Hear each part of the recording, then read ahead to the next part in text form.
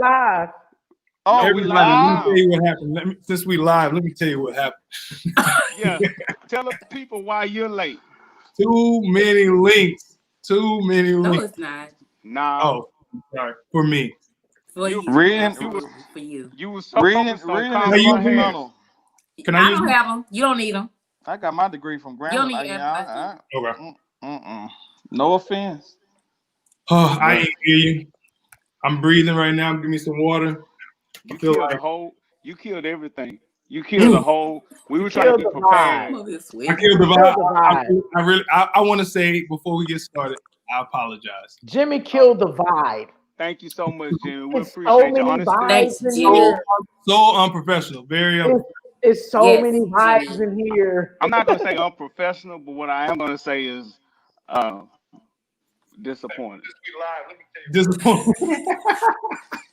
And if you have another device on, cut it off because it's or going to put it show on echo. mute. It's gonna be Yeah. delayed. Put it on mute. That's fine. I just want to see the comments. Thank you. I turned the volume down.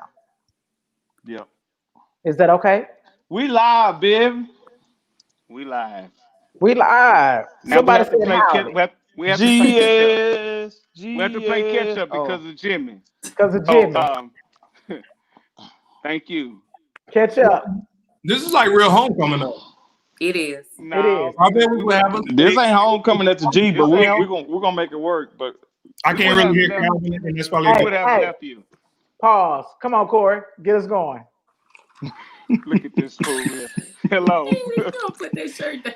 shout out Well, to everybody at the HBCU. okay, here we're about to get started, Jimmy. And put your shirt down. Yes. wait a minute. Come on, Corey. Come on. Where should we be right now? Here we go. I'm about to get started right now, and just follow along. Follow along. Following. I'm trying to pull up my schedule. I got something Jimmy's looking discombobulated. like somebody's daddy up there, man.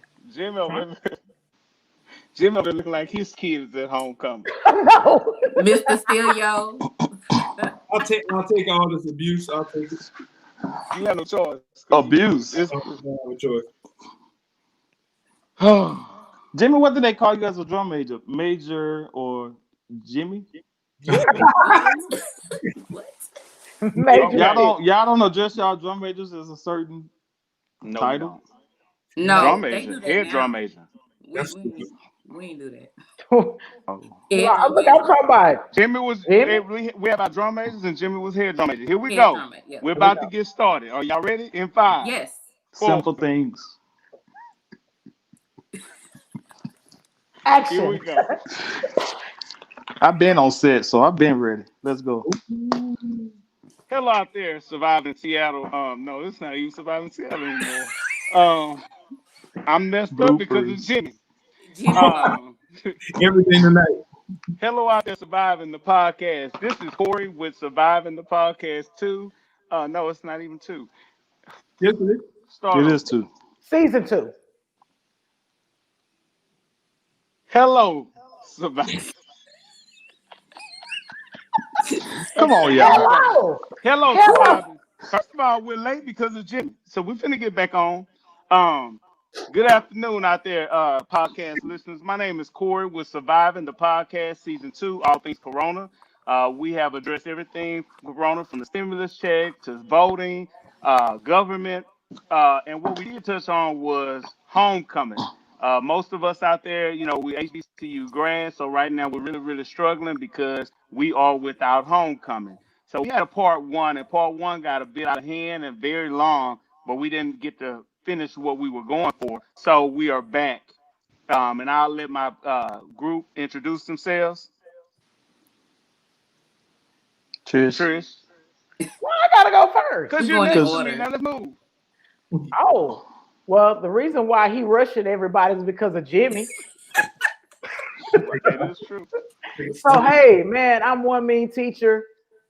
Trish. No Prairie View stuff, but I'm a graduate of Prairie View A&M University, both masters and undergrad, degree. Yeah, I'm a teacher, long-time teacher. I love what I do. I'm sorry. You done? Ladies first. I know that's right.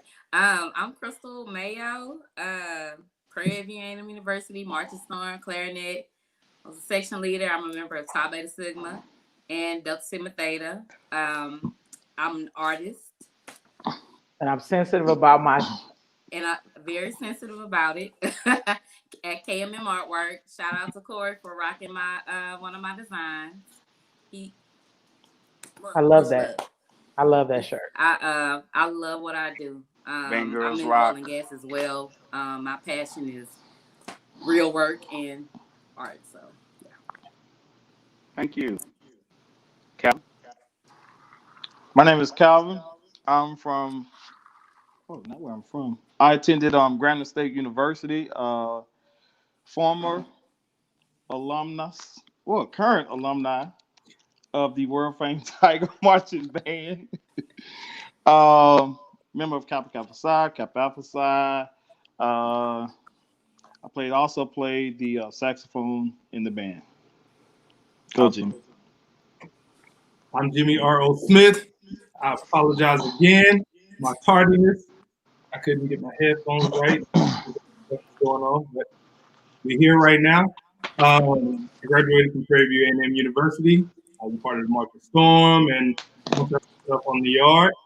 And yep, I'm happy to be here at homecoming. Homecoming again, yes. And my name is Corey Wilson again. I was a graduate of Prairie View University. I was a member of the EQ staff for Prairie View. So I got Gatorade. I did all things plume, fats, etc. So Absolutely not. moving through No, what we call pause. Nobody on EQ staff got a scholarship for dancing. What is not EQ Or staff? did equipment. EQ Come staff is on, equipment grab him. He staff. was I the checked grabber. out That's why he on. uniforms. mean, I checked out I mean, instruments. I we was have a big listeners. supporter of band. I was a big advocate of band, You and never I did did that. the EQ staff. He's Yeah, a liar. Not lie. I Big was liar. section leader of the equipment staff. How about that? So And he got before a band dance scholarship. for He sure EQ did. staff, I used to moonwalk to those yard lines, getting that water Both, to the people. both the So chords. Both the chords. both Okay. quarry. So before we move forward with the actual show, we always have a voters moment. This one is very quick. We've been doing a great job as a community registering voters. People have been early voting. As you see, we're breaking records all throughout the country. Texas is now considered a toss-up state. We always lean red, now we're leaning blue. So in this effort for today's episode, all we want to do is just advocate to vote. If you have not early voted, make sure you get out there and vote on November 3rd, whatever your choice is, if you want to break the lines, whatever you have to do, your vote does matter. If it did not matter, we would not be here. They would not be suppressing the votes, as you notice in Wisconsin, as you notice in Pennsylvania, as you notice in North Carolina. The Supreme Court is upholding, not validating mail-in ballots. So it's very important you go to the drop box or you just show up on at the polls the day of and vote. It's just very valuable that you vote as a person. I'm not pro or con any person, just as long as we don't have a repeat of the next 4 years, if you know what I mean. So at the end of the day, let's get out there and rock that vote. Anybody have anything to add to that? Go Tigers. Okay. Go Tigers? He would Okay. do that. He would do it. That is a grambling thing. Just off Yeah. topic, just has no Really? merit. Well, at Moving least we through. show up on time. That is true. We are as strong as our leader. That Jimmy was our head drum major, so explain. Hey, All right, so so what we're doing, being that we are a bit behind, I'm gonna we did have we have a show lined up for you today. We have an array of topics that we're going to discuss. We have the SGA side of things. We have the Royal Court of things. We have athletes. We're talking about cheerleaders. We're talking about the step show aspect. We're going into uh, dancers. We got it all. We have everything about the Black HBCU college experience. And I know that's a double Black and HBCU, but the full HBCU homecoming experience this episode. And you have to bear with us because none of us are professional podcasters, but we here and we're here to Jimmy. represent. And Jimmy's professional. Jimmy has caused us to be completely off kilter, but It's we're gonna because he's rock with it professional. anyway. Yeah. I'm looking for my SGA president, but he's not here, so we're gonna kind of push through. But in the meantime, what we haven't come up, we're going to talk about the black athlete. One thing about being an African American athlete at HBCU, they call it, they always say that it's hard for us to come through. It's hard for us to advance into the professional side of things. But we have two athletes that's going to join us here shortly. One is actually in the league. He graduated from Prairie View, and there's one who transferred from a PWI to a HBCU. He transferred to Grambling, and waiting on them to dial in. But in the meantime, Calvin, are you working Yeah. on that? Okay. Well, in the meantime, let's talk about it. So, y'all, last recap, last first episode, we talked about um, Crab in the band, being a part of the band, how you chose your HBCU, et cetera, et cetera, et cetera. Um, Anybody have anything to add? I just want to say, Crystal, your lashes are popping, baby. You hear me? Thank you, baby. I said, baby, she keep batting them Bambi eyes. Come on, Bambi. Thank you, Trish. Yeah, they cute. Do we have anyone that's already ready in the queue, Corey? We can go to this thing. Okay, come on. We don't have it. We're on the time. Everybody's time slotted. So our athletes should be up next. Well, since we started with the SGA segment, I think we should go back and give a little feedback about that and what that means to HBCUs and the importance of the role of SGA on campus. Well, go ahead, Calvin. I know. Go ahead. The co-host. Go ahead. I think we should. You go ahead. Yeah, Why I gotta lead it? I mean, you opened up the floor. Started it. Well, go ahead. Go ahead. Well, for those that may not have a lot of knowledge of what SGA entails and what they actually do other than being a court, they actually is the voice for the students on campus. They are the ones that represent the students. All the issues that the students may have or problems or concerns, they go to the SGA to address those problems. That is the voice for the students on campus. Anyone want to add to that? Well, I was part of student government association, like with Alzo for Prairie View. It was Alzo Slade, and then it was I forgot, and then it was Hendrix. I think who we have on in a minute. And of course, you know me, I always definitely have my my say on what was wrong, what needed to happen, what needed to change, what was right. And so I think it's just really important to have that, and also have someone that's proactive and someone that's fully connected with the student. That's why it's good that the students can vote for them. But a lot of times, especially like with band members, we're so far removed from everything that we don't really get to really dive into the role of the students. And this is all campus life, so they're over all anything campus life. They're pretty much over with the students in that voice. And Hendrix, whenever he comes, he was a good representative because he was a part of the Alpha Phi Alpha, and then he was a part of other stuff I can't remember. But so he was connected within the school. That's how you get your parties. That's how you get your different funds allocated to certain places. Yearbook, all those things like kind of come from that type of.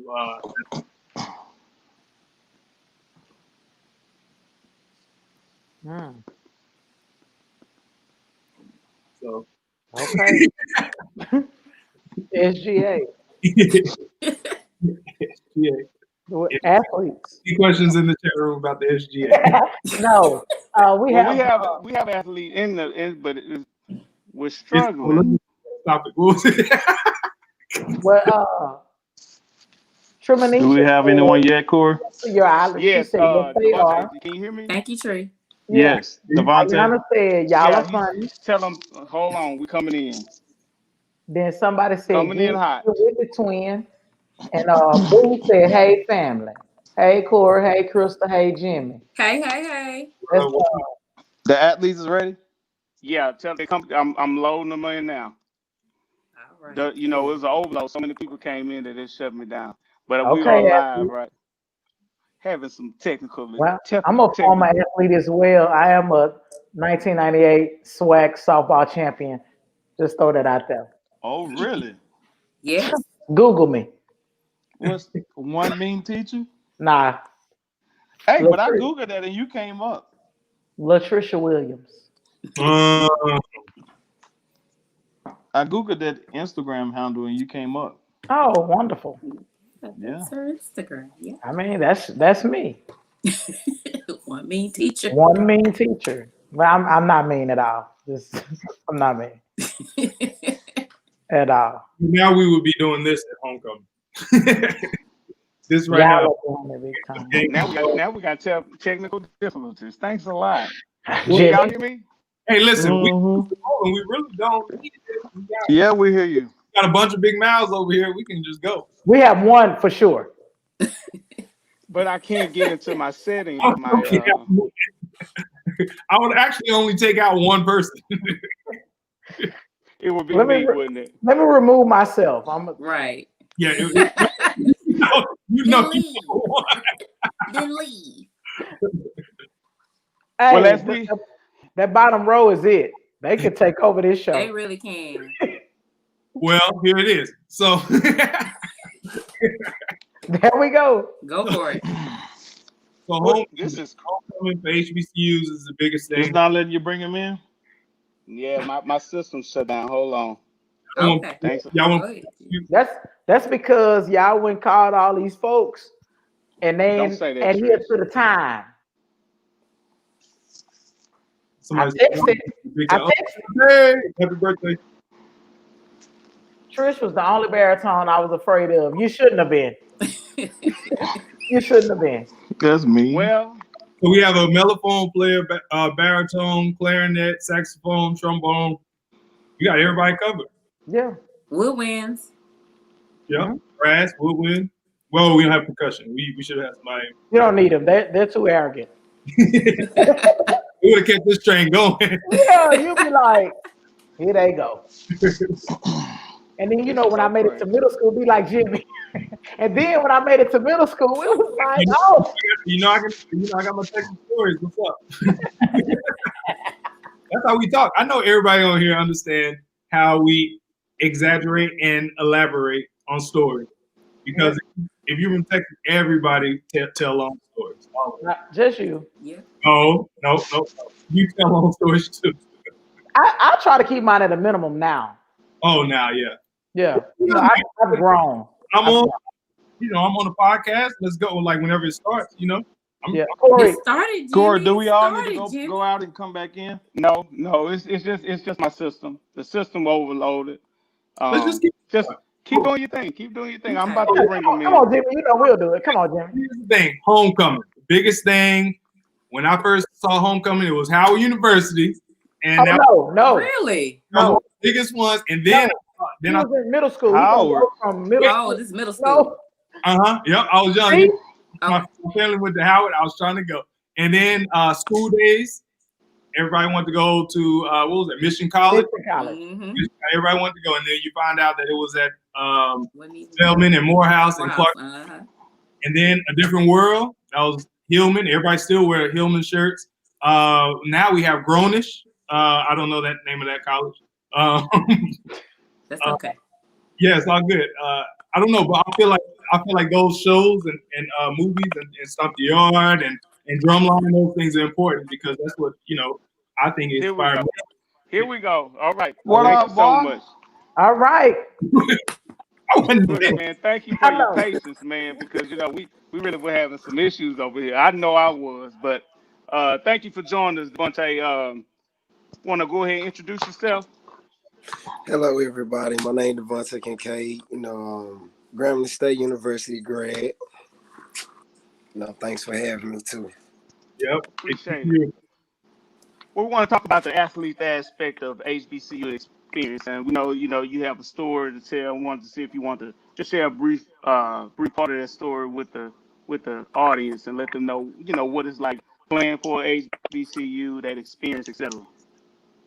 Oh man, like to sum it up, like this was the crazy thing is when I came from Ole Miss, like like I had no clue, about the HBCU. You know what I'm saying? I always grew up in Dallas where, a lot of people was going to big D1s and that was just the dream. You know what I'm saying? Like they kind of looked at you less if you didn't get to a Power Five or, PWI. So, that's kind of where it kind of shocked me when I came from Ole Miss to Grambling and I seen how the facilities was compared to where I was at Ole Miss. Like, people was like, it was like Benny Hunters in front of you, like every day after practice. And then when I go to Graham, you go to the cafeteria after practice. You know what I'm saying? But the difference is, like at Ole Miss, like everybody didn't go to the cafeteria together and eat. You know what I'm saying? At Grambling, like everybody, like we Yep. got to practice, we run into the caf together. Everybody, Yeah. you know what I'm saying? How do you feel So about Deion Sanders being at Jackson State? that's big because I feel like a lot of athletes that don't have the opportunity to really get, you know, to PWIs or they dream school, it kind of bring them back home to where, I feel like where it's like God brought me to Grambling, like out of nowhere. I never knew that I was gonna be able to, go to an HBCU. You know what I'm saying? Like Yeah. I never knew about the history or nothing like that. So the fact that Dion is there, it's gonna bring more people, not to be You're scared wrong. to go there. Like, I want to go to the lead or I want to have an Yeah. opportunity because I'm at an Right. HBCU. You know what I'm saying? Agreed. And there's so many people that are Hall of Famers out of HBCU. A lot of people don't even think about that during the recruitment stage. Was that Doug? Correct.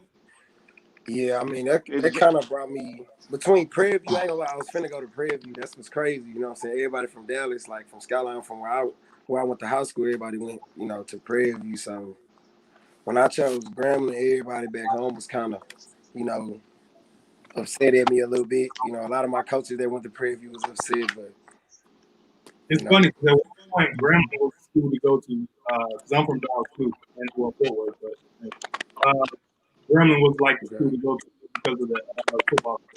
Hmm. That's when they were world famous. If gotcha. anybody questioning that. Yeah, well. Do you have a message for a right. young athlete or somebody who's aspiring to possibly decide between the PWI or HBCU? Do you have a message for them when it comes to making that selection?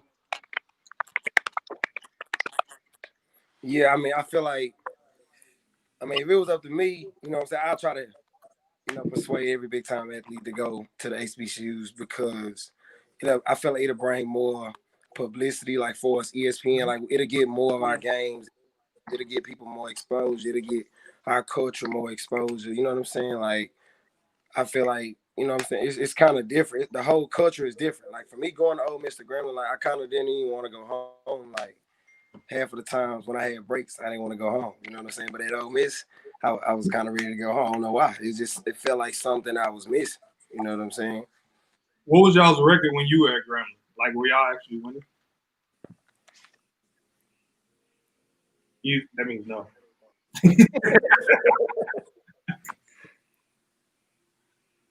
I get you. His like his mic went out or something. Calvin? Okay, he wants to know that you guys. Okay, Jordan, can you hear me? Yes, sir. How you doing, young man? I see you have your former My quarterback. fault. While you played at Grambling State University here, could you tell us about your experience and compare the two? Not really compare, but give us some feedback on your experience from both HBCUs, attending Grambling State University and transferring to Prairie View. I will say at Gremlin, I probably had the most fun, being that I was there the longest. I graduated from Gremlin, made most of my homeboys, friends, they all from Gremlin. So Gremlin, I probably had the most fun, and we were like dominant the years that I played there. So Prairie View, it was a different experience. It wasn't hard to make friends there, but I can say at Prairie View things were a little bit. Well, I don't know if it's because if I just wasn't out as much, but things I was more focused at Prairie View. Everything was a little bit more quiet. You can focus on what you need to focus on and things of that nature. Okay, Very and true. That's right. Kincaid didn't get to answer the question, and him being your former quarterback, they wants to know, did you guys win when you played at Grambling? Oh, we didn't lose. From my redshirt freshman year to my redshirt junior year, we didn't lose a game, conference game at least at that. Mm-hmm. And we know that you were drafted this year to play for the Green Bay Packers. What do you think prepared you for that by attending the HBCU and being a football player? Review. Yes, sir. Yes, sir. But it's a lot of things I could take away from being at both schools that helped me get to that point of being on the team. Even though it wasn't for long, I got hurt and had to come home. But I'm actually looking on going back out there pretty soon. But one thing is, I don't know, just being at both schools, it instilled a dogness in you that some of those bigger school guys they don't really have. So Right. I will say that was probably the biggest thing I took from it, and just to look at everybody like just the playing field is really leveled. Like people think it's a big step going from those Power 5 schools to coming down to FCS, HBCU schools, but there's really no difference. I mean, if you're a baller, you're a baller. So HBCU. Okay. Yeah. Okay. Well, we're not going to hold you any much longer. We would like to thank you for your time, and we appreciate you for calling in. Proud Come of on, you. Kelly. And always remember, you're going to always be a Tiger, young man. Remember that. G-Man. Proud of you. Thank But at you. the end of the day, man. Hey, congratulations. Congratulations. And congrats, and we wish you the best, your future endeavors. Thank you, We guys. do really We'll do. be following you too, man. Yes, sir. Good luck. All right. I think we might be back on schedule. So I'm gonna Where's keep it this going. SGA president? Don't you do it, Calvin. We're past it. We're past Don't that. you do it. We're past that. We gonna come in. We got Kashana with us. We call her That's Darling my line Prairie. sister. Oh, Ada Lord. baby. Yeah. Hi, Hey, everybody. Kashana. Hey, Hey. dog. Hello. So part of homecoming is getting prepared for the sideline. I know being a cheerleader, getting ready for stepping, etc. So, Kashana, you want to introduce yourself and tell people a little bit about you? Sure. My name is Kashana Banks, also known as Doll. Um, I am a two-time graduate of Prairie View A&M University. I graduated in 2005 and then also in 2008. My experience at Prairie View was probably a little unique in the sense that I did several activities that most people don't do. I was a cheerleader and also I was a black fox and then a Greek. So my experience was a little bit different. So yeah, You So a did little tell it. us about me. about you did Like all what? that. So tell us about like the cheerleader aspect, getting prepared for homecoming because I know you guys do a lot like the bonfire, the parade, preparing for all of the cheers, the what they call it, the pep rallies, etc. Pep rally. Tell the people about that. Um, It was a lot of behind the scenes chaos. When people normally get to see the cheerleaders, we look a little bit polished. We look like we know what we're doing. Like we've had some good practice sessions. But there was a lot of hustle and bustle behind the scenes. We didn't really get to fully experience homecoming in the sense of all of the pre activities, all of the extra little social shindigs that were going on. We really were like working and we were really getting ready to cheer our team on and just kind of be in the forefront and put on a good life for the school. So we experienced homecoming after the fact, but Yeah. leading up to that point, it was like a lot of work, a lot of hustle and bustle, just trying to make sure that we get all the different activities and make sure that it was done well. So I would say that we had a really good homecoming experience, but it wasn't until after the fact that we really got to experience what homecoming is about, and that's mostly making memories, seeing old friends, family, and just kind of reminiscing and getting together and just having a good time on the hill. But it was two totally different extremes: the work part of it, and then the fun afterwards. But Were it was you? a good experience overall. I'm sorry. Were you a black Good. fox I at the was a same? black fox. Like, were I you a cheerleader absolutely and a was. black fox at the same time, or did you do it one year? And I'm sure you did not do it the same year. But how did you That How would many have been years were funny. you a cheerleader, and how many years were you a Black Fox? So I was a cheerleader for 2 years, and then I was a Black Fox for 2 years. Okay, So my time was split in both. Two totally different experiences for sure. I'm sure. Yeah. So what was it? Where did the shift That's come? Like, my what question. made you change from cheering to, oh, I want to dance? I've always been a dancer. I've always been a arts kid. So that was always in my blood. But I didn't become a Black Fox by, I guess, because that's what I really wanted to do. I would see them from a distance, be like, oh, they look cute, they look nice, they dance very well. But I never really wanted to be a Black Fox. It wasn't until we had an accident on our cheer team where one of our members was injured, and we were kind of restricted in a way that I felt like, okay, if you're going to restrict us from doing what cheerleading is and what cheerleading is about, then I kind of need to go and do something different. It was an unfortunate accident.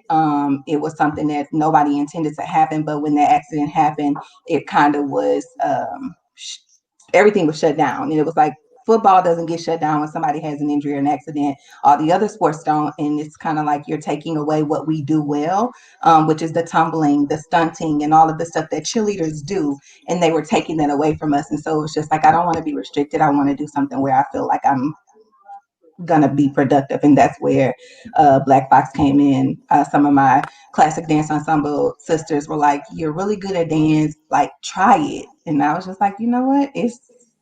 You know, it's something to try," and I did, and it actually ended up working out for me. So I made the team, and it was something that I'm really glad that I did, because I got to see some things that I didn't realize that they did, and I got to experience the band in a way that I didn't experience the band. I admired them from a distance, but I never got to see like what goes into what the March of Storm is about. And so I'm so, grateful that I got to experience that, because it was a really good experience. Some of my best Awesome. memories came from being a part of the band. So I'm glad I did it. And when you were doing both, I know you are a member of Delta Sigma Theta Sorority Incorporated. You also had to prepare for step shows at the homecoming as well, correct? Yep, So absolutely. how was that mayhem? Adding that step practice, etc. Listen, when I think about how I did it, I can't even give you an answer. Like, it, it's I I don't know. I don't know how I made it through. I don't know how I did it. I know it was a lot of sacrifice on my end, because, like I said, I didn't get to really experience the pre-activities and the all, the stuff in between. Right. I didn't really get to fully enjoy homecoming until after the fact. But I mean, it was a lot of, when I leave this practice, I'm going to this practice. I was team no sleep for I don't know how many years. Team no sleep, team no, a lot of things. So it was a lot, but it was worth it. I remember one time when you were Black Fox, they allowed the alumni to come and step at homecoming. So, I never got a chance to step with the Deltas, only with Top Beta Sigma. So, as soon as they finished band practice, we were already down there. I had graduated, but Doll was still marching. And I think she still had on her leotard and everything. And thank goodness y'all had practice at Hobart in the back, and it was late.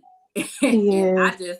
I felt bad for you, but I mean, you just went right on in, and I think you even taught me like a step, like when we were young, you had so Yeah. much energy, but like we've been saying, we never really enjoyed homecoming until after we Hmm. graduated. Till after I You graduated. know, you kind of like a superstar. I can't believe you did all of that, but Thank we you. appreciate you for doing all of that. Yes. I definitely appreciate homecoming now, because I see what everybody was talking about for years. I was like, this homecoming, I got to do this, this, this, and I'm going to be here at this time, at that time. Like, I had a whole agenda, and it's like, now I love homecoming. It's the best thing ever. It's the best. It's the best thing ever. Awesome. Well, we thank you, dog. Thank you for your time. We thank you for calling You're in. This welcome. is exciting. So, you can hang around and watch, but we're gonna drop you off. But thank you so Okay. much, dog, for sharing that experience with us because we really Thank you. All needed that. right, Thank dog. y'all. Bye, y'all. All right. So we're gonna bring in Hendrick. real fast, Hendrick. We know we for time, but Hendrick is our SGA representation. Hendrick, you want to just talk brief, introduce yourself, and talk about um, what it was like to be a part of SGA president and what you advocated for as student government wise. His mic is muted. Could you unmute your mic, sir? Yeah, can you hear me very well? We got you. Yes, we can. Yes, we can hear you. My Come bad on, though. Hendrick. Yeah, I know. I'm just driving a little bit, but yeah, I'm Hendrick Mason. I currently live in Dallas. Corey and I know, I live in Dallas. I've been in Dallas for a while. Yeah, I was student body president. I think no, I know, 02 to 04, I believe twice. I got reelected twice. Um, I wouldn't say that's probably still a record in Prairie View. What I did when I was at Prairie View, what I worked for hard when I was at Prairie View was a lot of student voice and a lot of stuff. I still have a bad reputation for putting more. I think I still have that reputation, which is pretty bad, for putting more fees on students than anybody. I sadly wouldn't like to say that, but the student service, the athletic fee, I still have a bad name under it. A lot of students still, when they hear my name, they still insult me. What did the athletic fee gears towards? What was the purpose? What was The the athletic whole fee drive behind the fee? helped us open doors for us to be able to build the stadium we currently have right now. A lot of students did not understand that most of the athletes, their scholarships was coming from something called student service fee. A lot of students were paying the student service fee almost about, I think it was about $150, $100, which was student service fee, and about 60% of our money was going to the scholarships instead of using it to build and help students programming. So what I did with that was I was able to convince students to put a fee on themselves and promise that if the athletics become better, students won't be paying for that fee. So I put a 10-year on the fee, but the goal was whoever was SGA president in 10 years, if they wanted to keep the fee, they would do that themselves. So there was a 10-year mark on the fee.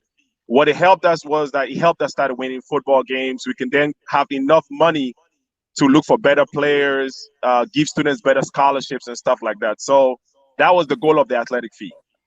And that's the downside of being politics, because it helped us in the long run. What you did back then made Prairie View what it is today, or assisted with making Prairie View what it is today. So I don't look at that as a lose. But I want to Yeah, ask you but if you could briefly just compare what real life politics looks like in regards to SGA politics, like what we're experiencing right now with the election versus what you experienced on campus. I mean, what I experienced on campus was not that bad. I think it's just you have to really understand how to deal with the officials on campus. If you knew politics, you know how to deal with them. And I feel that sometimes a lot of students who run for SGA were running for popularity reasons. When I run, it was never for popularity reasons. It really was to improve students' lives. So I would say there's a little bit, there are a lot of similarities in it if you knew what you were doing. So yeah, there's a little lot of similarities. There's a lot of deal making when you deal with officials on campus. A lot. People did not know. There were so many behind the scenes of meetings I went to just to help students out. So yeah, it's a little bit similar, but the real life stuff is way more than campus stuff. But it sounds like, Hendrix. go ahead, Jimmy. Say. Yeah, I should jump in real quick because we spend a lot of time together, especially on book kickback and all those things that we were struggling and fighting to get. Do you remember? Say I that doubt part if he again. I didn't heard hear. you. He Say that didn't part hear one more you. time. You're breaking up, Jimmy. I'm breaking up. Okay, go ahead. No, Jimmy, say it again. I didn't hear what you said. I don't even know what's wrong with my camera. Is it still breaking up? Just your You voice, need but we still you see need you. headphones, sir. We remember.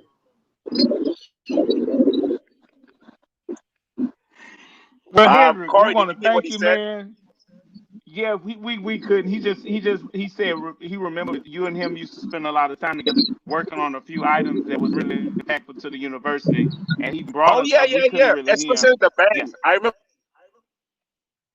in office, we gave the band almost close to $200,000. That's what the athletic fee did for us. It allowed us free money for us to help other programs on campus, especially the band. So Yes. Yeah, so the I athletic team remember really that. helped us.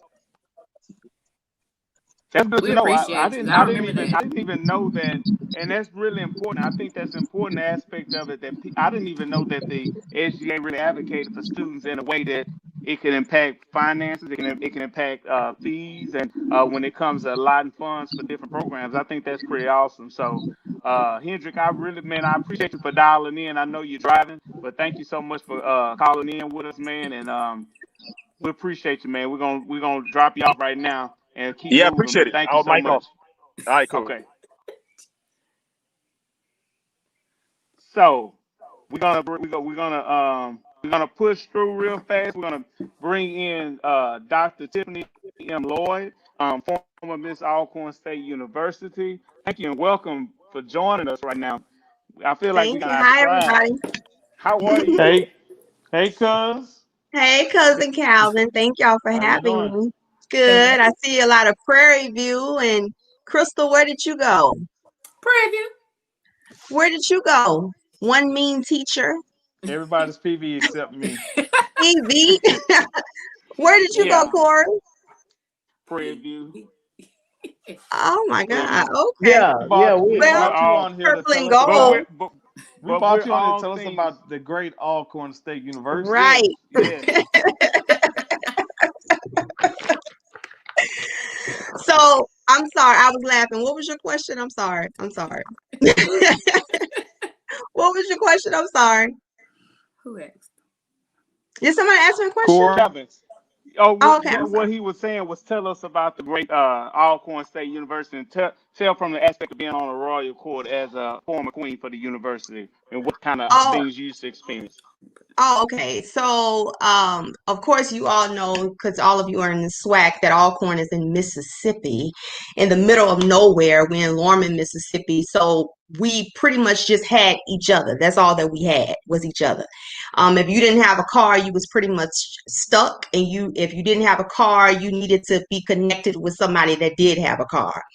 So I must say that Alcorn was a very loving environment. You know, we would see each other every day, but we would still hug each other as if we hadn't seen each other in years. And that was a new experiment for me. That was a new experience for me.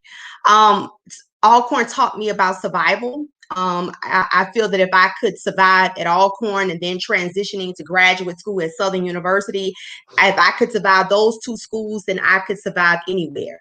It prepared me for life. Now, being on the royal court as Miss Alcorn, I realized when I was running for Miss Alcorn that my campaign did not start when I started running for Miss Alcorn. My campaign started the moment that I stepped foot on that campus because people remembered if I spoke to them, people remembered if I had a bad reputation, what was my character like.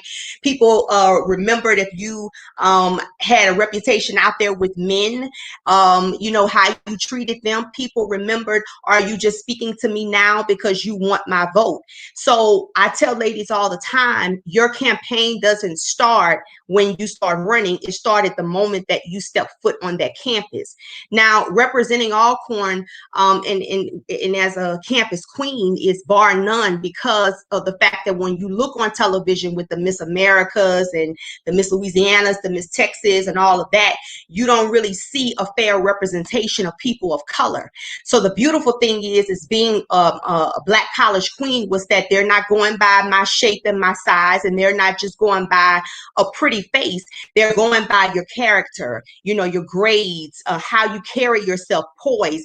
They really celebrate that Black brilliance, that Black beautiful mind.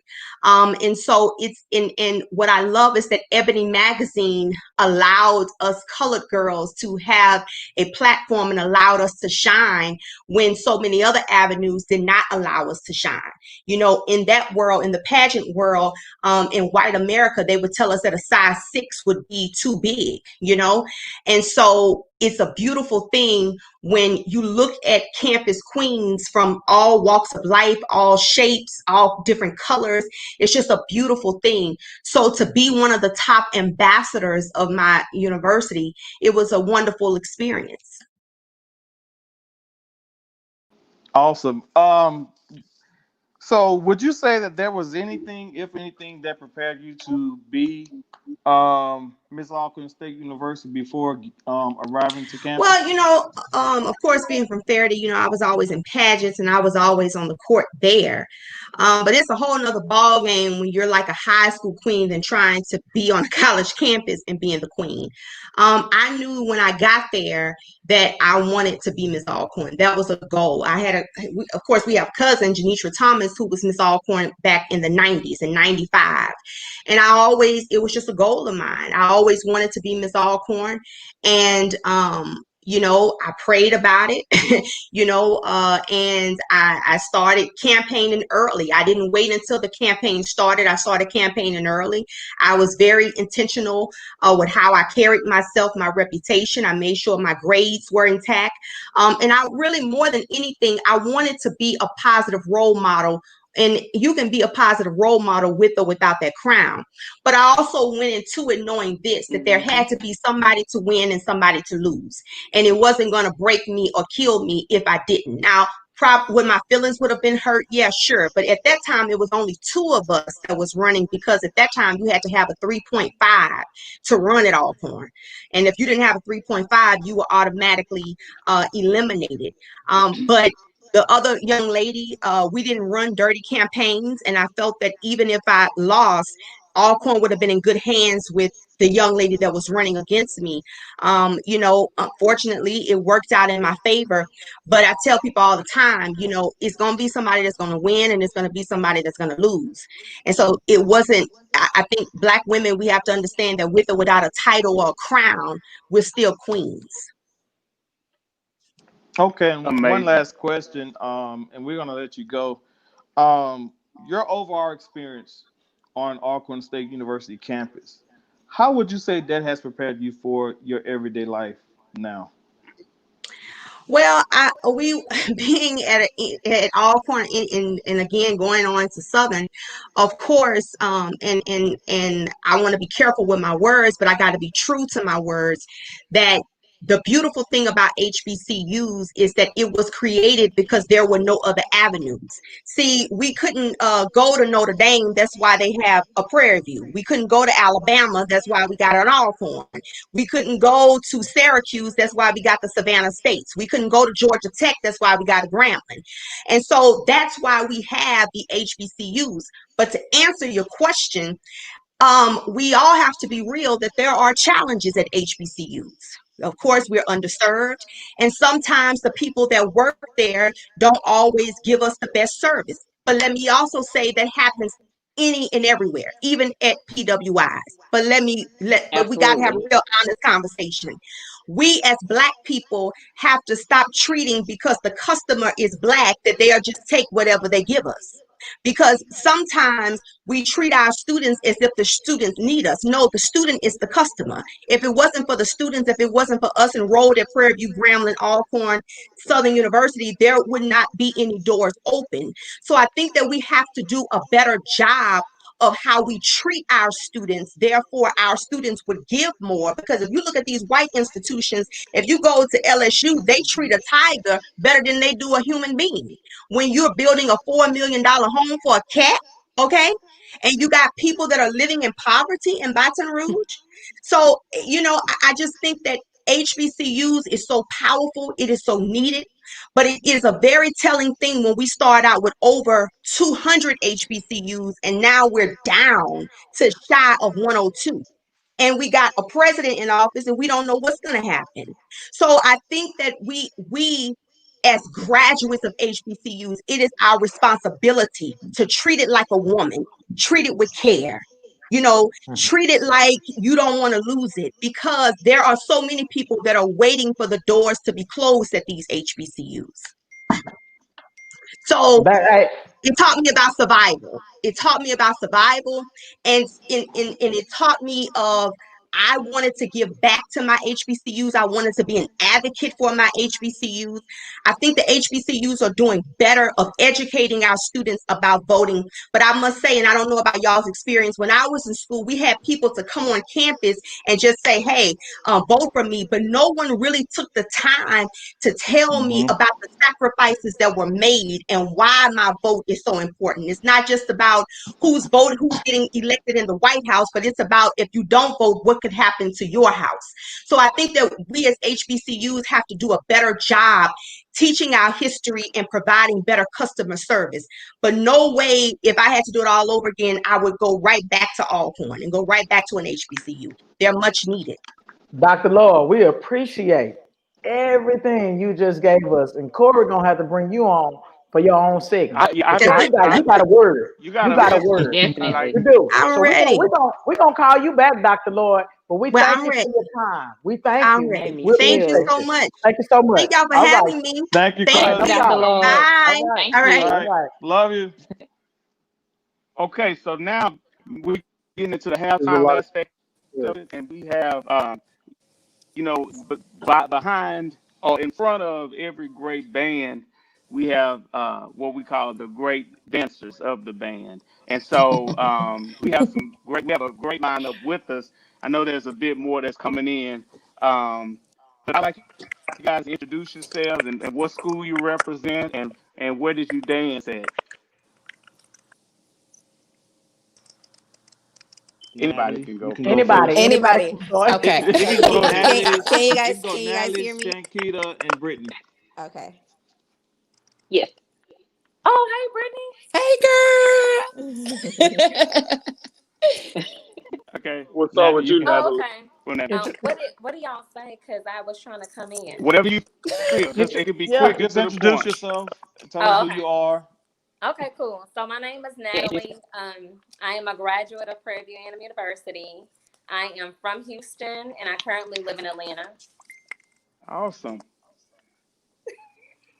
Oh, it's my turn. Can you guys hear me? Yes. Yes. Yes, we Okay. can. Shankita, attended Jackson State University, Prancing J Set, Prancing J Set captain, I 09 wanted to to be one. 2011. But And I'll show you. Look, if we have time, I'll show you an 8 count before we get off. I ain't gonna hold you to that now. Yes. I'm originally from Sardis, Hey, Mississippi, but I Sam. reside in Omaha, Nebraska right now. Awesome. Brittany. Awesome. Cool. Can Great. y'all hear me? I feel like there's a slight delay. Can you hear me good? Yeah, we can hear We you. hear Oh, you. okay. My name is Yeah. Brittany. From Houston, Texas. I attended Southern University and Texas Southern University. I was a Southern University dancing doll. Awesome. And last but not least, Shannon. Hi, my name is Shannon Broom. I'm a two-time HBCU graduate, once from Alabama A&M University and All also right. Clark Atlanta University. awesome. And And I tell was us a part your of the Dancing Divas at Alabama A&M. I was the captain for 3 years. Awesome. Awesome. So now that we have you great ladies with us, as you know, I'm sure you know on YouTube, you guys it's not about the band anymore. It's all about the dancers. But we want to go back into your HBCU experience. Just talk about what it's like to prepare as a dancer for that week. For halftime, for the stands, all things included. How is it any particular order you Yeah. guys want to go You can in, just or? you guys can just talk. whoever would Okay. like to go first. Okay, homecoming week. That's what we always say. Homecoming week, baby. Because it used to be very intense. That's very intense. Even if you are a freshman to your senior year, homecoming is very intense because you got all the old heads coming back. So that week, besides all of the activities on campus, I feel like I didn't really get to enjoy homecoming till after I graduated college, because as a dancer in the band, like, you're always having practice, so you really don't go to the step shows and all of that great stuff. But homecoming week, preparing as a dancer, you have the pressure of the old heads coming back and they're in your practices, so you got to make sure you're keeping up tradition and make sure you're doing things the way they used to do it. But it used to be so much fun. But preparing homecoming week was definitely one of the most challenging weeks as a dancer, because you got to be on point. You got to impress the old heads, all of that good stuff. I know I keep saying old heads, but that's just pretty much, because That's they what come it back. is. Like Yeah. homecoming, That's what homecoming's for. homecoming week, like there it seemed like It's their every show. day, like why aren't y'all here on Fridays? You know, Mm-hmm. even as a dancer, I mean, the O has come back and they come on the field that Thursday and Friday night. So they're getting information. They're marching back with you. So, I mean, it's definitely fun. It's definitely a week to remember, but preparing the practices, I mean, what's the end time? Is no end Right. time. The end time is when you got it right, especially on a Thursday and Friday night, because we practice separate from the The band band. during the week until it's time to like go over our formations and stuff on like a Thursday and Friday night. So Thursday and Friday night, yeah, 1 a.m., 2 a.m. Yeah. Who Yeah. What's time? that's Easily. just What is Brittany, easily, time? Brittany. easily. Yeah, I echo all of those sentiments. You know what I mean? I think we all have a lot of very similar shared experiences with our like respective dance lines. So just, it's definitely bringing me back, to the old heads coming there. And she's right. They're at your practices and there is no end time. And so specifically for me, when I initially became a dancing doll, I was the only freshman on the team, right? That year. The year was 2002. So I was only Proud of you. freshman on the team that year. So it was a lot of pressure on me for sure, right? Like just as a freshman navigating um, college, navigating college and then being on this dance team that I knew was kind of held in a high regard. And then I got to the school and it was like, oh, this is like a thing. You know what I mean? I didn't know how deep it was Yeah. initially. And so, just really trying to juggle schoolwork and practices and, going to, having your own practice the long days and then field practice on the weekends and, you know, costumes. There's so much that goes into it. You really honestly like I said, I echo the sentiments. You really honestly don't get to really enjoy homecoming until you've like graduated or, because that's it. You don't really go to the Greek show and things like that. And there's a lot of specifically in my day, there were a lot of strict rules, you know what I mean? So even if let's hypothetically say we got out of practice at 10 or something, like hypothetically, right? Yeah. You bet hypothetically. not. You bet not be at the party after then. Like, go home and finish your schoolwork and take in, let it marinate, everything that you just did, stretch and rest and all that good stuff. And so there was just this standard, you know what I mean, that you're kind of held to even during homecoming, especially during homecoming week, because people are expecting excellence out of you. Okay. Okay. Next Oh, question we're gonna have for Shannon. Shannon, you dance at Alabama A&M, and I'm aware that you have an older sister, right? And Yes. she danced at Grambling State University. Yes. How was that, and what was the preparation like to dance against your own sister as a captain? And just a coincidence, we always played Gremlins for homecoming for some reason. And so, especially as a freshman for homecoming, the older girls or the old heads would always be like, "Yeah, Shannon, I heard your sister, she the captain this year. Y'all better do this, and this." So it was a lot of pressure and to live up to my sister's reputation because she is a very awesome dancer. And in my head, I'm like, y'all telling me to get ready. Y'all need to get ready because, Grambling is very technical. I was like, in my head, our uniforms may kill them and we may kill them in the stands, but they going to sweat tail around our behinds on the field. So it was a lot of preparation, a lot of pressure. Just like they stated, we didn't really get to enjoy any homecoming activities. We'll be on the field at 2 a.m. and you see people leaving the concert at the gym and you're still on the field with mud in your hair and dirty clothes on, and then we weren't treated any different being dancers than the band was. If they had to run the cornfield, the dancers had to run the cornfield, jazz shoes and all. So oh no. I do appreciate all the hard work that we put in, and it made me appreciate the entire experience and my HBCU experience a lot. That's awesome.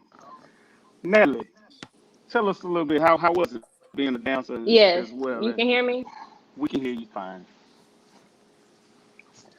I enjoyed it. It was everything for me, especially like I'm kind of weird because my freshman year when they said the old heads were coming back, I got excited. They was like, "Why you happy? They finna be in here picking us apart and being mean." I'm ready. Only because I like traditions and I like getting things right. Oh Uh-oh. no. Oh Oh, no. Tradition cut you. No. Natalie, Tradition cut come you, back. Natalie. Come. Come Well, you Come back. know, Come back. back. Come What back. year? What year did she march? Did she she was there for dance, like Corey? there she goes. She was there for like 2000 to '04, I 2000. believe. Yeah. Yeah, Okay. but I always said that homecoming. Let me speak on Natalie real quick. When she came into audition, she was from Yates, and it was this real little girl. And There oh, she at least go. she made it back. And it was this real little girl, and she came in. We were all there. Obviously, the band, Black Foxes is all one thing. And she came in there at the audition, and it was a line of girls everywhere. And man, she was the truth. She was like a gymnast. She was like she could do everything. Yeah. Like of course, Black Foxes, they have their standard, but the audition they had to do a lot more. And so she was real nervous. She came from Yates, so she knew Dub, and then Hold my sister on, was Black hold Fox, on. and so we all jumped in with her. But once we start going, we were like, shoot, you got Yeah, this. Yates, So we Yates, we Yates, spoke for you, Natalie. We spoke for you. Natalie Yeah. Yates is was a little dope. small. Yates is a little small ghetto school, and I don't think people expected her No, to she come wasn't through like small. that. She Don't Get wasn't don't say off small. that. She Yates. Get what? off Uh-uh. She Jackson. No, Don't real. no, no, say no. Don't Wait. do that. My mama and that. daddy went to Natalie wasn't. Yates. Natalie Florida wasn't. Verde. Natalie So is wasn't small. Wasn't LaFleur. ghetto. None of All that of stuff. us She came ghettos, there bro. representing technically, and she did all the steps and everything like way beyond what Yeah. they were asking. Yeah, They it's won't let her because it's in. good to know that. That's what it shows you. No matter where you come from, you can make it wherever. So but I Absolutely. always said when we were in the band, they said homecoming is for everybody else and spring fest is for band members. Like we Yeah. couldn't really enjoy homecoming, so we Mm-hmm. would see people walking to the concerts, going to this, going to that, and we were out there Yep. on the field looking like we Looking. were rolled hard and wet, and we was just like, what? Except I feel like I'm probably the only one because I loved all my home. I got pictures and everything at the step shows, at the concerts, at the band field, and I never left the band field or nothing. I While enjoyed all mine. while We we're have waiting on Natalie, we have a slew of guests, and they have all said the same thing that homecoming was I know. I said I'm hard the only work one. for a bandsman. And you, as a head drum major, saying you had the time of your life. I'm just not understanding it. But That's why everybody, I was like, but all there everybody, she right. go. but Welcome Can back, y'all everybody Natalie. know I let's was try there this. Sorry. from start to finish. Okay, Jimmy, cut it. Now we just spoke up for you. We just talked about your Go audition and ahead, everything. Natalie. I heard did Finish. well y'all somebody said something about Yates. What happened? He We did. Corey, He sure Dub, did, only I Natalie. Dub, rode for only you. I Dub, rode for you. only Dub. He J-Y came for for life, Yates. baby.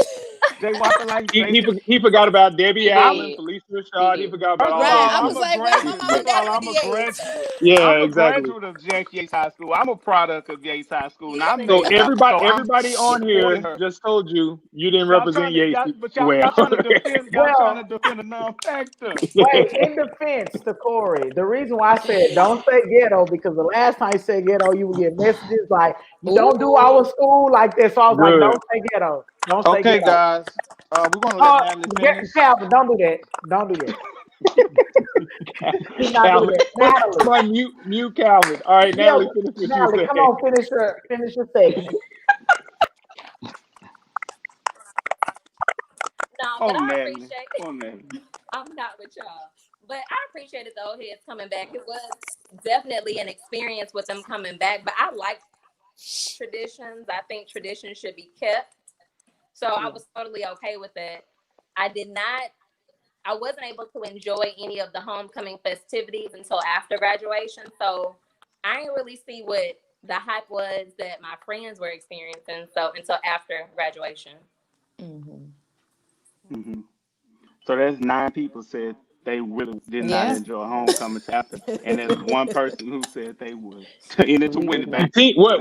So, I think I'm with Doll. Team no sleep. Team no The sleep. well, head All let me right. drum So if we major. get so, well let me say but this, y'all. I killed my job though. But I will say if we say 5, 6, 7, 8, will y'all be able to remember any of the steps? Any of y'all's traditional steps? Look at Shannon. She I knows. mean, Only one person. oh Only one yeah. person. Oh yeah. Oh, Oh only They yeah. one made person. you do They them don't, so much, you'll hey, never you will forget. never Right. forget. You will never forget. Right. And Never then, forget. my next question is, do they do them now? Because I know Black Fox is almost a totally different, but I don't know Right. how it is with y'all's traditions. Do they still do those steps now?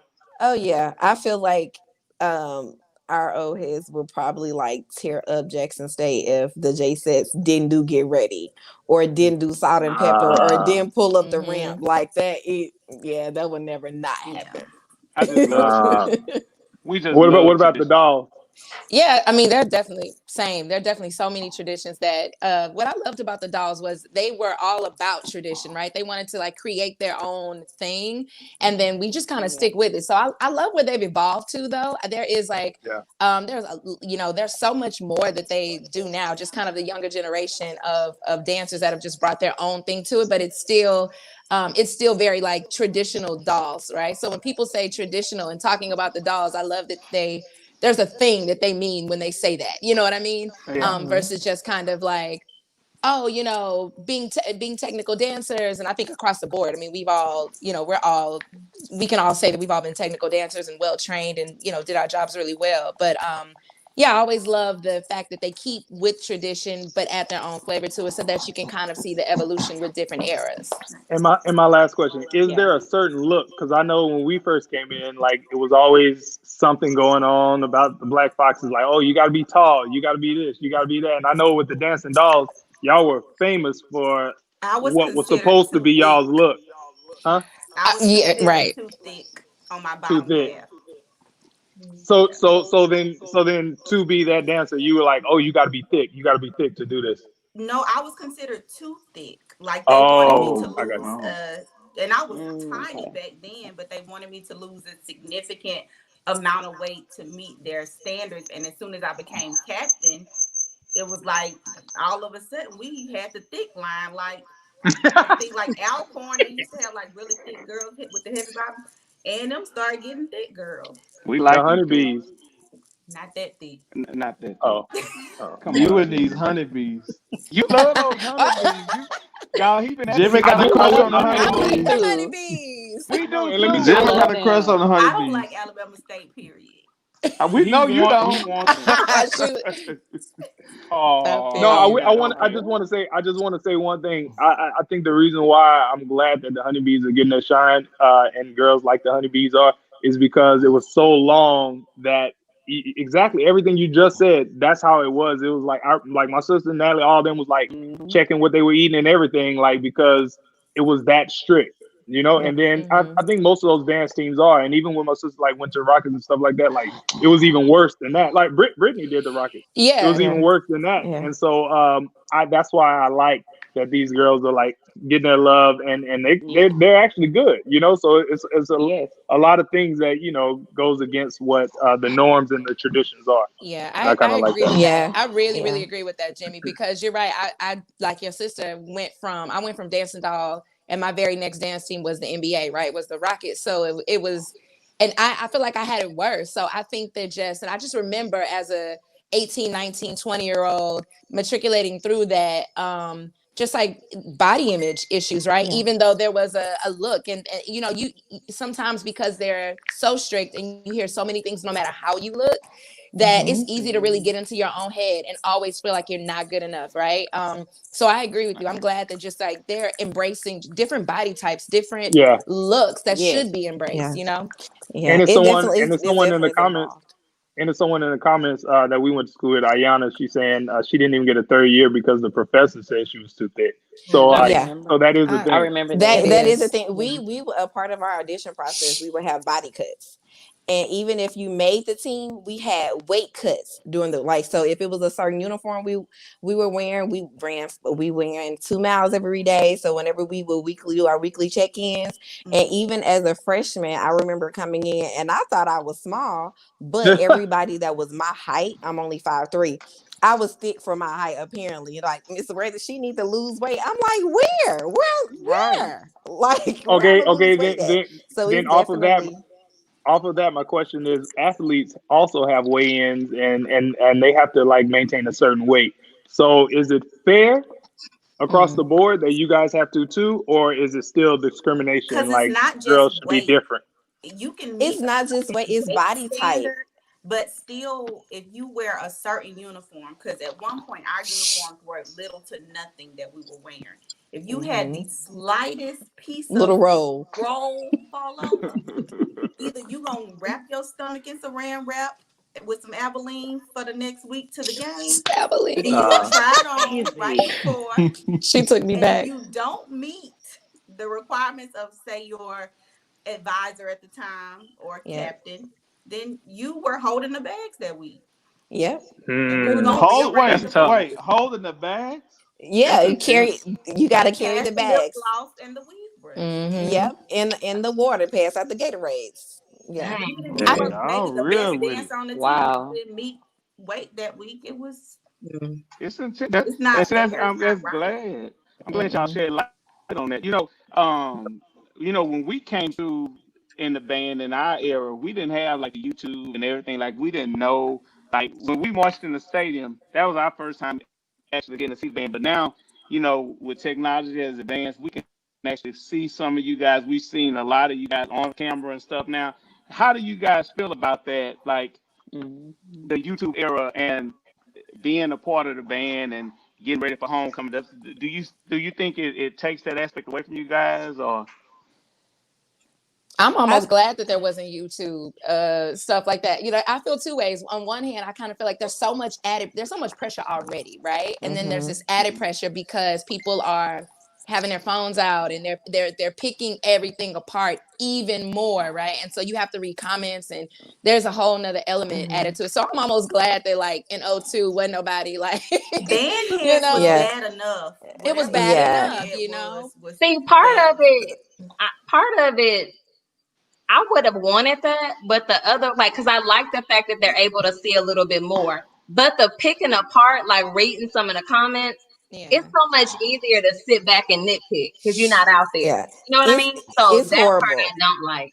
Well, I was on the brink of when YouTube was becoming a thing. So like my Yeah. freshman sophomore year really wasn't a big deal. It was video here, video there, but like towards the end, like 2010, 2011, that's when it became a thing. And it was just I made my girls I'm like, stay off of YouTube, stay Mm. out of the comments because Mhm. it was a lot. I would read some of the comments and people would like act like they really know you. Like Mm. Yeah. I'm like, oh my God, Y'all just do the have way real fans though. we They be do have knowing everything about we y'all. we do have fans, but at the same time, it's Y'all like actually it's have a a lot cult of following. pressure. That's not fans. You said what? But What you say, Jimmy? I say y'all actually have a cult following. That's A not cult fans. follow. Y'all, yeah, y'all know Lil B. I Y'all, agree. what Beyonce and them and all them do. That's where it all stems from. Oh my God. It's crazy. I literally would make my girls like stay off of YouTube, stay out of the comments because it's already a lot like just trying to navigate like being a freshman, keeping your grades, and then it can start stuff among the team members, just with egos, like no, stay out of the comment. I was very strict. I was strict as a captain. Stay out That's of the good. comments. We ain't doing that. Like, no, we have our own recordings. Ms. Worthy was faithful with her recorder. We don't need YouTube. You don't need to watch videos on YouTube. We watch film. We literally would watch film every other week of the we game did just to too. see what we need to Yeah. work Yeah, on. we did. So it's like you don't need YouTube. No, but it's a No. lot of pressure. It's a lot of pressure, I could especially on see the that. current girls. I could So see the that. new dance, so the new high school girls now that they're coming into Prairie View and Southern and Jackson and everywhere. Um, what do you recommend they do to prepare for those dance teams? Get I some That's a good tough question. skin. I noticed mhm. that each year, I don't want to say weaker, but each freshman class was a little more sensitive than the next. Put it. I want to That was speak, that was but I'm that trying was to a watch great my Right. words. that was a I'm great We trying to just watch answer. my going Speak, words. speak, speak, I mean, speak. So I I feel the same way, but because they were so tough on us, I believe we had to build up a tough skin. So yeah. I just feel like now you have to like watch your words. So sometimes I'm a little unsure on what to tell them. It's like everything you gotta be nice to them, Right, and right. but it's not gonna be like that when you get to school. And I don't want you to Or the be real shocked and world. say I didn't prepare you. I believe in preparing kids for what's out there because I know what's out there. But Mhm. you really can't nowadays.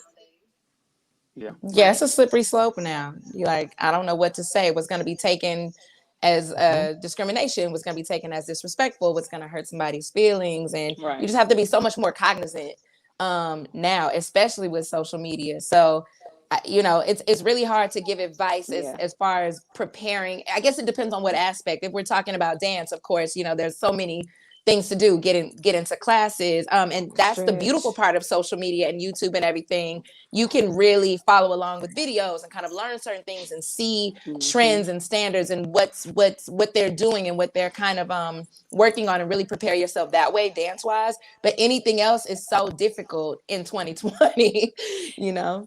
My advice would be to like research, study, get to know the team that you're going to, because that's, you know, like outside of dance, I feel like the fundamentals of dance is pretty much the same across the board in regards to, you know, stretching and technique, but like the tradition, the heartbeat of the team, you need to know that before you go, you know, when you're making your decision of what dance team you want to go to, because like you said, it's hard to give advice, but then they also have to know that outside of the team that you're on, if you're going to a dance team that's really structured and deep in tradition, the current people won't even be an issue. It would be the past members that were on the team that's gonna say what they want to say, because it's their tradition that's on the line. When you have 40 and 50 years of tradition, you have to be prepared for, you know, the love that's going to come with it too, but then the criticism as well as the expectation that's required for you to carry on that tradition and carry on that the prestigious name of that dance team. That's some great advice. I appreciate that. Awesome. I thank you guys Well, so much. thank y'all. Go ahead. I have a co-host. Go ahead, Co-host. Michelle. Come on. Oh no, go ahead. I'm Latavia. Go ahead, Well, Michelle. I'll say it. Oh, Hey, we really appreciate you guys for stopping by and speaking with us and giving us aspects from each college. Even though, like, when listening to it, like, we pretty much all are the same. We pretty much go through the same things. And I just Agreed. want to talk about that little piece about what would you give someone entering the program. Like, you have to be cautious about what you say to them because they are so sensitive. mm-hmm. That's it. That's all I got. But thank y'all so much. That's another. That's another. That's another That's show. all For you us. can say. That's all you can say. That's it. You be They're like, sensitive, and you like, dang, never mind. Like, hey, And it gets because We're their worse gonna we're in parents. the gonna we're gonna real bring that world. topic.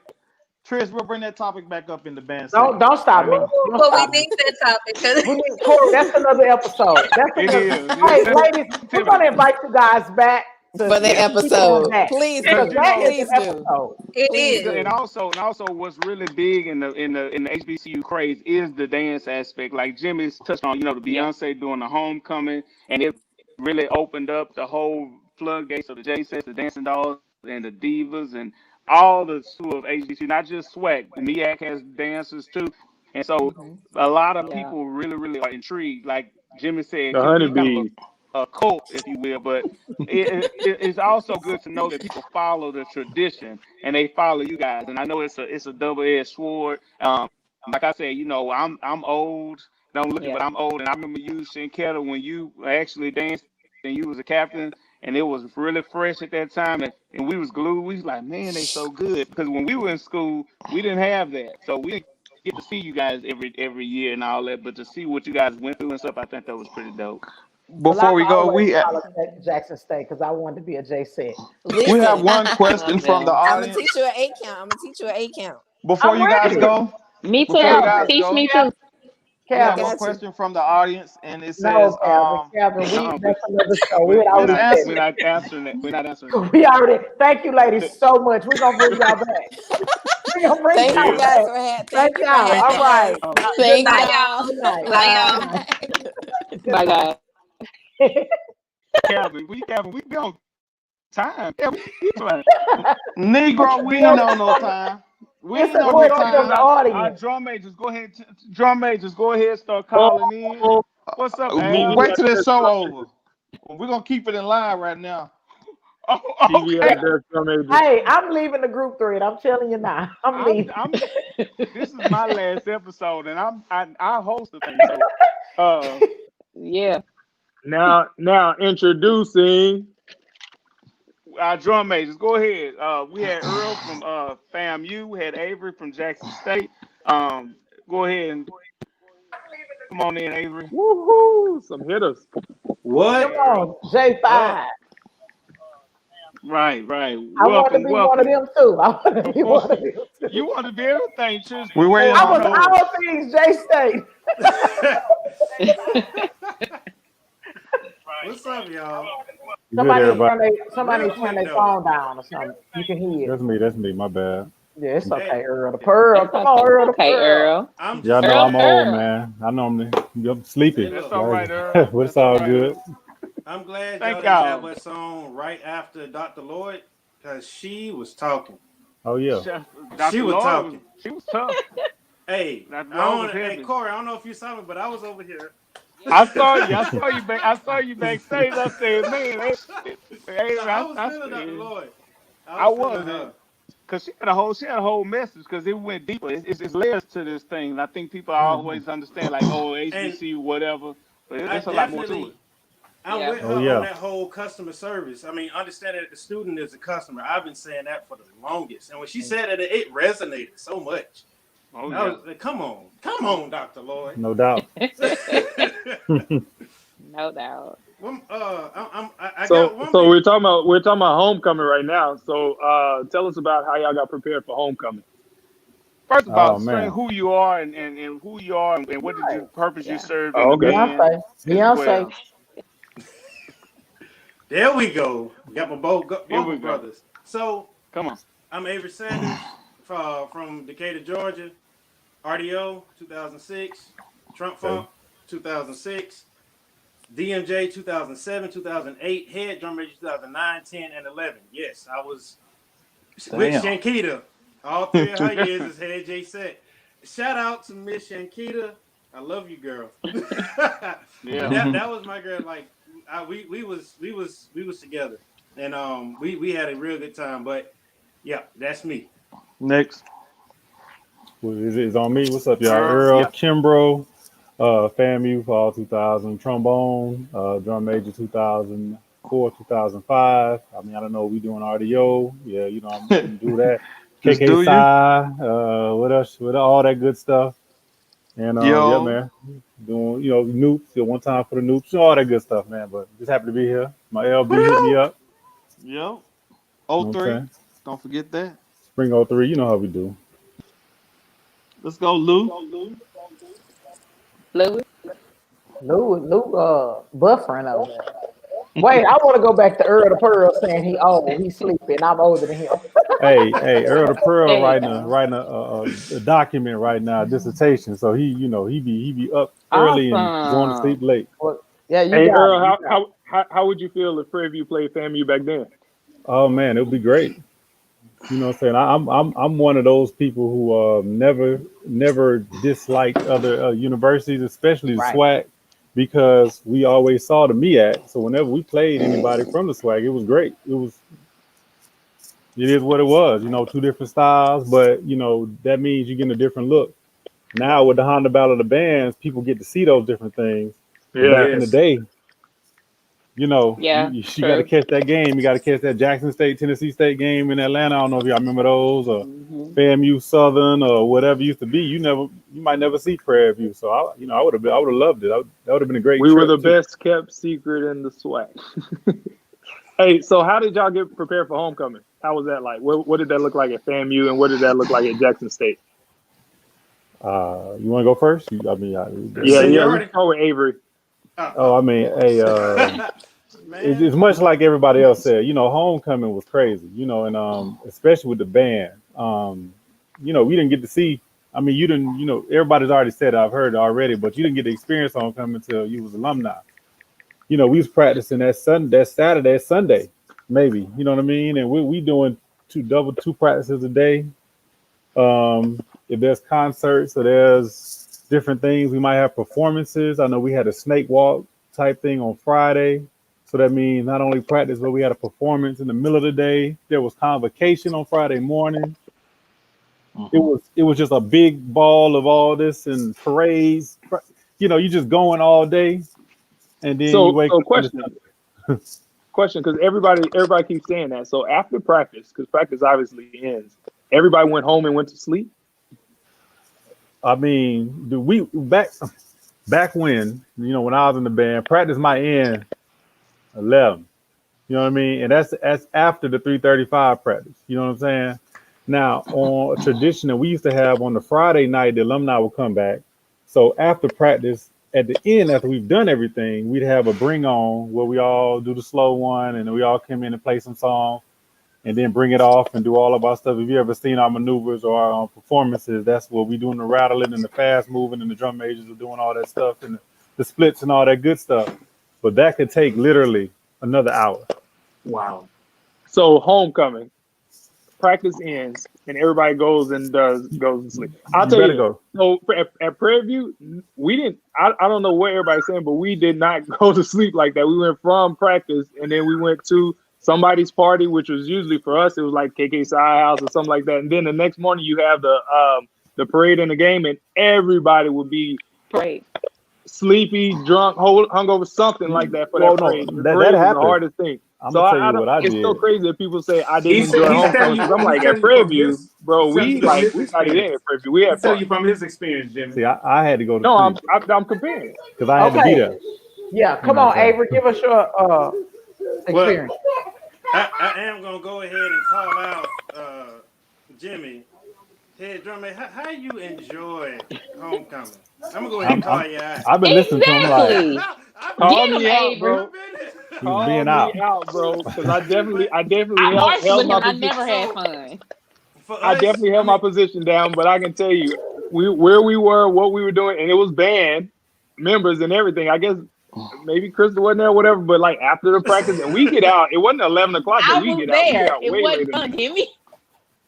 that. Oh, it wasn't fun, well, but you were there. That's my Practice, whole so I point. Like marched. we but like kicked it. We kicked it. that was the thing. Like, Nah, yeah, we we kicked it got after the out. game. Now after the game, that's what we kicked it. Only You know what I'm time Well, after the saying? But game. it's the like, only it's the but only After time the we up have. through, Stamina. It's the only time you got. And that's so all yeah, we that had. for us it was the same. I mean, it was. I was there with Shankita. She told you everything I was gonna tell you. Yeah. All the old head drum majors came back. Yeah. They wanted to see what we was doing. They wanted to talk to you. You know, we got moves named after people. Them people came back and wanted to see they They move. want to see they move. You know, right. Yeah, we Right. did the same Starlight. way that I made it. Valky. You know, Nerve Yeah. wracking. Just getting on our nerves. What about right? for you, Lewis? Can Lewis introduce Ooh. himself? Yeah. How y'all doing? I'm Big, Lewis Broadway, big Hey, drum Lewis. bro. former drum major, Southern University, Human Jukebox. What's up, everybody? How y'all doing? What's going on? What up, Good. What Lou? we what we talking about? Drum Tell us bass. about your Hey, We we experience know talking as now. We a. about talk about. We always talk about how the different components of the band, but Mm, also the last but not least, the one of the most important is the drum major. They lead the band. They direct the band. They are mm. the ear for the band director. So we got you guys in here and just talk about the experience being a drum major at a HBCU. Very famous bands. Right. Viral bands at this point. So Mhm. just talk from your experience. Well, for me, I was a crab in fall 2003. I was drum major for Mardi Gras that same school year, spring 2004. So it was a little rough because back in them days we had a whole different system. What I'm saying, I don't want to get into too many details, but y'all know what I'm talking about. We You know what understand. I'm saying? So, Yeah. what transpired that made you become the drum major for the spring semester? My drum major was a engineering major, and he was about to graduate, so he couldn't do Mardi Gras. So he went Hmm. to Dr. Isaac Greggs, sat in his office and said, "Look, man, I can't march this parade, but go ahead and get Lewis." So Doc called me to the office and made me march, made me back then. I'm coming from the cafeteria, food around my mouth, you know, because I knew what time it was. So yeah, that was my little audition. Yep. Okay. Best 4 years of my So life. yeah, it sounds like you just got picked up off the street. Hey, boy, come in here and do this back beat. Could you give us? Let me Could see. you give us? Could Let you me give see an what you do. example of Let how me see what Dr. you can do, Griggs boy. talked to you when he told you? I Hmm. know y'all be talking like him at times. He didn't Could you talk. give He an used to do a example little. of He, how? he should just do the Go ahead. head. He look at you. Can you back bend? That's what that means. Can you? You know what I'm Hmm. saying? And that's when I would try to demonstrate that I could back bend. He would let me see you march. God damn it, let me see you march. You know, that's him. So Pretty a much question for the all of you basics. guys. So a question for all of you guys. What is the biggest responsibility for you as being a former drum major when you were in the band? What is one of the biggest responsibilities for preparation for the week of the football game? For me? For everybody. I mean, I don't Everyone. know. It was making sure that everybody was ready for everybody that was coming back. I wasn't just trying to get ready for the old drum major that was coming back. I was trying to make sure that the trumpets was ready. Baritones, Right. flutes, piccolos, saxophones, everybody, percussion, WT, was ready for all the old heads coming back. The band had to be ready for the band that was Right. coming back.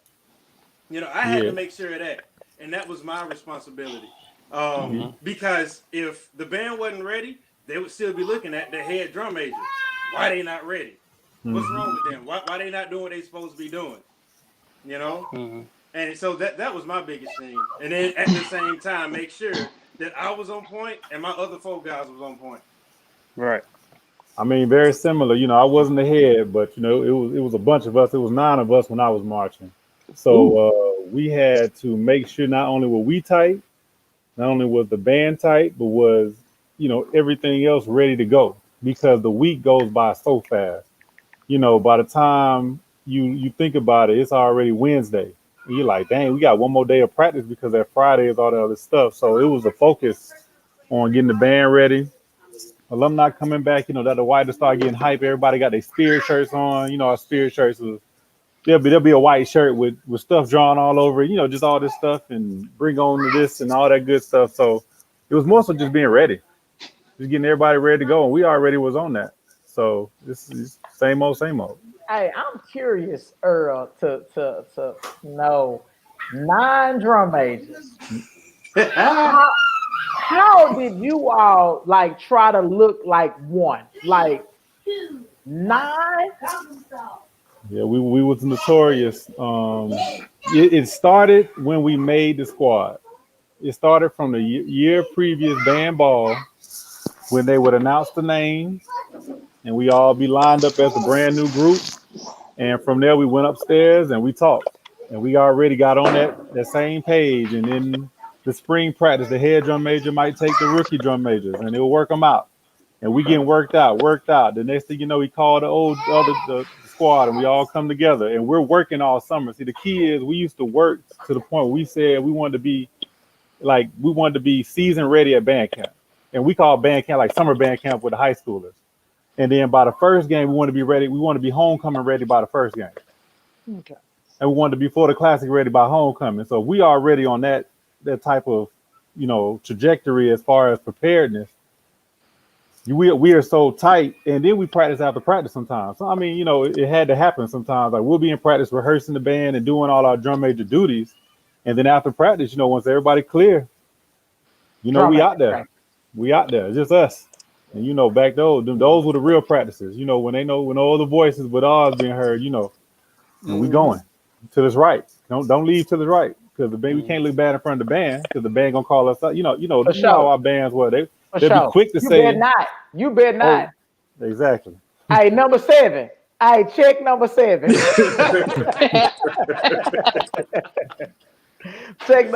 come on, J5. Tell us about J5. Because let me tell you something. I love message J5. with J5. I can't, boy. Every time I see him. With him. Every time I see him, I'm gonna watch that intro, baby. You hear me? From the Twin Heat, I'm watching. Entertainment. And it's funny. What I have to do, I gotta shout out the 2 guys that trained me, and my other 2 guys made it with me. But Farron James and James Montgomery, Farron Davis and James Montgomery, them 2, they trained the hell out of us, and they made sure that we was on point. And so that 2007 squad, the first squad that I was on, that was like people called us mechanical right then, but now we are the legendary 07. Like we had all the ridicule in 07, but now we're the legendary 07. And so, you know, it was the same thing then that it is now. Can we all look alike? We only got 5. We're never gonna have more than 5. You know, sometimes we have less, things happen. That's wrong. You have had more than 5. on Correction. on special occasions, and you trying to bring up a Honda Right. one Okay. performance out the year, but that's an Yeah. anomaly. We're not talking about it. We're talking about the Okay. season. Represent. Let them know. So stay in Louisiana. No. Know your place. Thank you. But I'm just so fact I checking like over here. Gabriel. I like Gabriel. Just fact checking over here. okay, hey, J6 was a thing. It was, but we gonna continue on. Yeah, J6 don't even sound cool. It don't, right? You know, It gotta be J5, man. J5. right. And I'm not, Forever. I'm a They proud five forever. graduate. I'm a proud graduate of Prairie View A&M University. But I'm gonna say it here, it's been recorded. Hey man, I love J5. I wanted to be a J6. I don't care. I wanted to. It's a lot of pride that we put in what we do, and I appreciate As it you should be. for saying that. And because I mean that's the whole point of it all. I mean, we perform for everyone. You know, I mean that's just what it is. Yeah. We try to make sure everybody enjoy the show. One thing about it, what people don't understand, like we'll have like a rivalry, but man, we really be friends. Mm-hmm. We Oh, yeah. friends, like when it's a battle, it's like Family. yeah, It's like we're family. battling. But then Let me it's go like, ahead and say I got come on. Calvin and Lewis. They are my brothers, Crab brother and Crab cousin.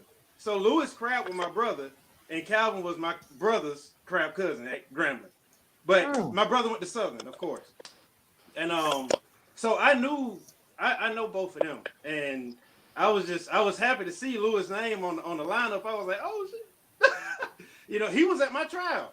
I wish Where Lewis was is here. he? I don't know, Yeah. but yeah, he was at my He's trial. having some And issues. when my It's a brother hot got to spot. Southern, you know, my brother got to He Southern. having issues with I internet.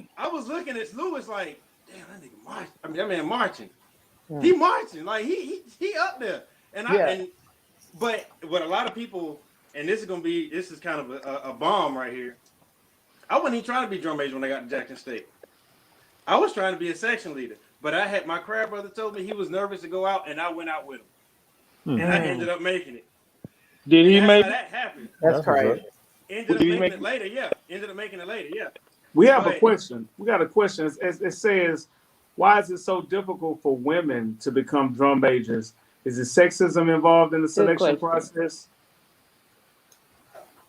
We've never Well- had a. Is that to everybody or Everybody. just The drum majors. All drum majors, yeah. I don't think Well, it's we go out, and for my I don't school, think it's we've never difficult. had a female drum major. That's never happened before, and we believe in tradition. And maybe someone can answer the others. I mean, So we just recently. traditionally, Go ahead, get Grambling them. Go ahead, will get them. not have a female drum major. That's sexist. Hey. Absolutely. I mean, so Yeah, like Prairie View gonna put a male dancer on the field. This is two different. Drum major. we're not talking about majorettes. But so That's a we're talking about leotard. the word Totally sexy. different. No, but you can't defend. You answered what you said. You used the tradition, so y'all are sexist. Okay. Let's go on. And so I'll say for Prairie View, I don't think it's hard at all. We've had female drum majors before, and I think they even have them currently now. Well, the question pertains. We just recently had our first. We just recently had our first female drum major. I just know that. Right. Yeah, ever. And she graduated last year. Y'all took away the sexism. No, it was never that. I mean, I'm just talking. it's. I mean, I'm not.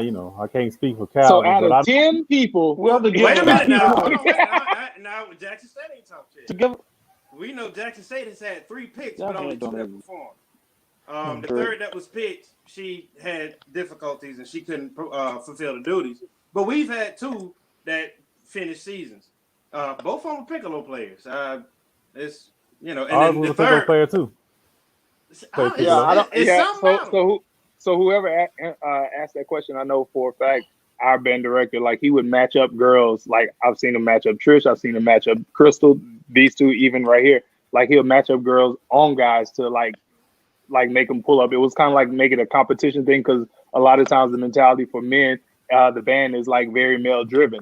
So it's like, all right, like you talking all that noise, like let's see you march, and the whole band will be sitting to the side, and then he'll make like 2 people just march against each other or whatever. And of course, the girl got it. You know, she gonna eat them up 9 times out of 10 because she got something to prove.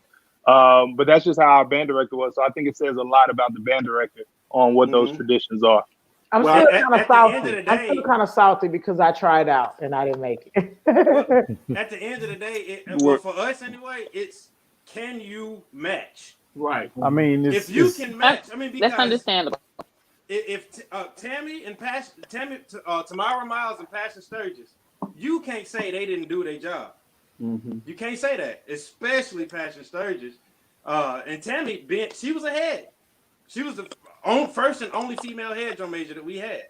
So you can't say they didn't do their job. I mean, when you look at them, they matched the dudes that was on the squad with them. I think she was marching around the day, time I was marching, if I'm not mistaken. But she was. I mean, they I don't know. Huh? Go ahead, Krista. I don't think the question was like really answered. I think we kind of did find out that it is true that majority is sexist, but I mean, I never wanted to be drum major.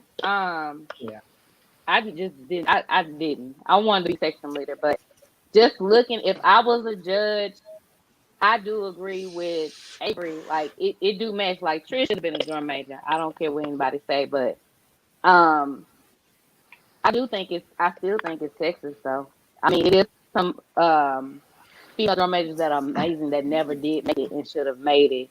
I don't know why they did not make it, but I hope that we see further change. But at the same time, if a female does make drum major, I remember the one for J5. I was looking right at her and I was like, "You better come with it." You know, like I'm a female and I want to see that too. So I do get, you know, like what Jimmy was saying, like how Prof matching people look. You need to look the same and give me that same energy. And if you're not, then you got to get cut. You got to get cut.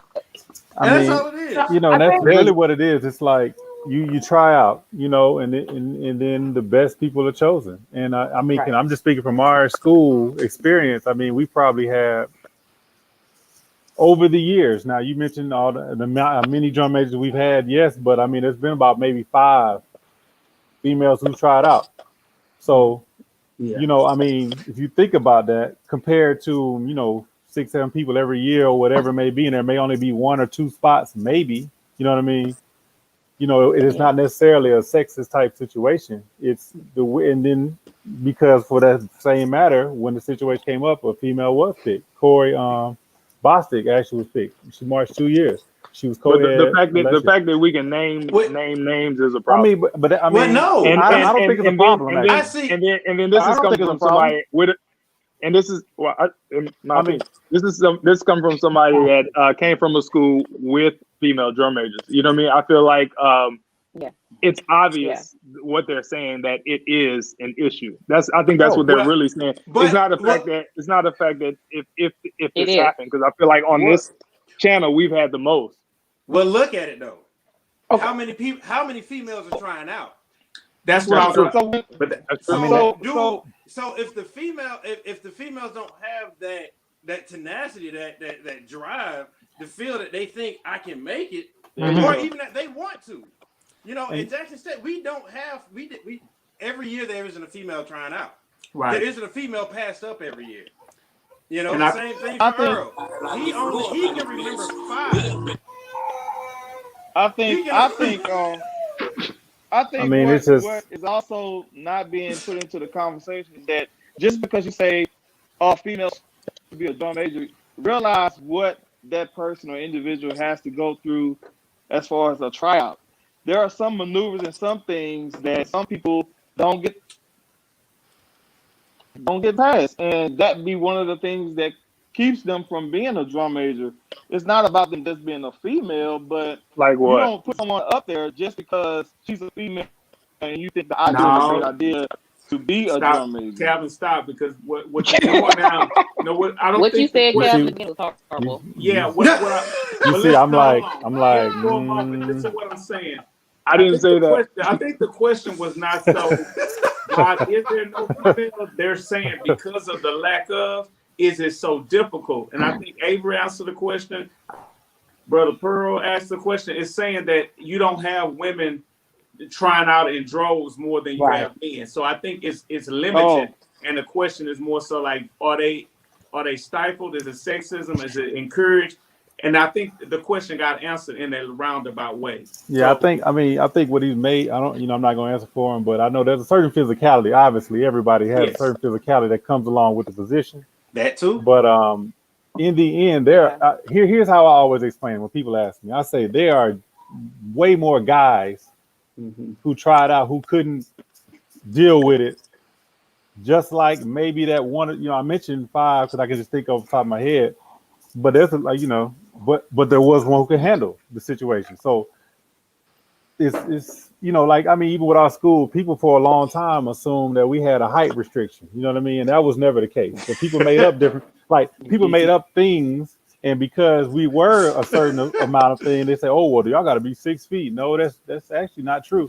We just all happen to be over 6 feet this year. Like, but if you look at the Chihuahuas from this year, they're like 5'10" and whatever.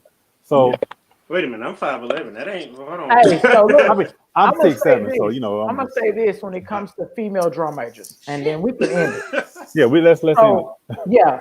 So for me, like I said, I'm salty about not making. I wasn't. So the year that I did try out, I probably could have made it, but because our section, I played baritone, and we had a small number of baritones that year, and baritones carried the melody most times. So Prop wasn't gonna lose a baritone player to be a drum major. So, and I understood it. So he was like, when he walked out, he was like, and that's man, true. I'm going back inside. So I understood it. And really, there are not a lot of females who can lead a band. There you go. And that's it. So it is gonna be a small number of females who are drum majors and who could possibly be a head drum major. And that's the end on that. So I don't feel bad about not making it. I understood why I didn't make it, but I did. Yeah. I tried. And see, and Thank you, going Trish. with that same thing that you were talking about as far as you being a player, like I can play, but I came through Jackson State in the years of trumpet, so we had you 6, 7, 10, 12 more people that could play just as well as I could. So he could lose you. You know, they was like, he was. He's expendable. I mean, he can play or whatever. But yeah, we got other folks. You can be replaced. Get out of here. Right, you know, he put me on up there. I was just like, oh. Go march, go shake your butt. All right, then. Let me. But as leaders of the band, I do want to thank y'all for taking time out today and just talk about that, because there's a lot of uncertainty and unknowns. People admire the band, but they don't know the work behind being a part of the band, and especially as a drum major. I know everybody's just talking, they just lead, but it's so much more behind the scenes as you guys definitely work and go through. So we commend y'all and we appreciate y'all, and thank y'all for joining us tonight, man. This is J5, baby, J5. Yeah. So all right, appreciate brothers. Thank y'all. All right, y'all. Y'all be easy. Yes. Thank y'all. Okay. See y'all next year in this swag. When we get to this swag and start taking over. Okay. Ooh, Y'all be ready for the swag. We ready. You gonna be ready for the swag? We ready. We ready. First game, what we at? We got Jackson State game 1, right? Okay. That's a whole nother episode. All right, that we're gonna be in Miami. I'll be there. That's 4 episodes. 4 episodes. Hey, let's have it. it. We Survivin HBCU. We can do a live at the game. Hey, I'll be there. Let's go. It won't be hard to spot me. I'm ready for the y'all Corona. Y'all relax. Classic, that's what it's gonna be. Nobody's marching here. Oh, no. I did my little 20-year video doing a little dance routine. I'm done with performing. I mean, I come back for the homecomings every now and then. Man, I'm retiring. I'm trying to. We know. I be there. Hey, don't look at last year's homecoming, Jackson State. Don't look at it. And we will be.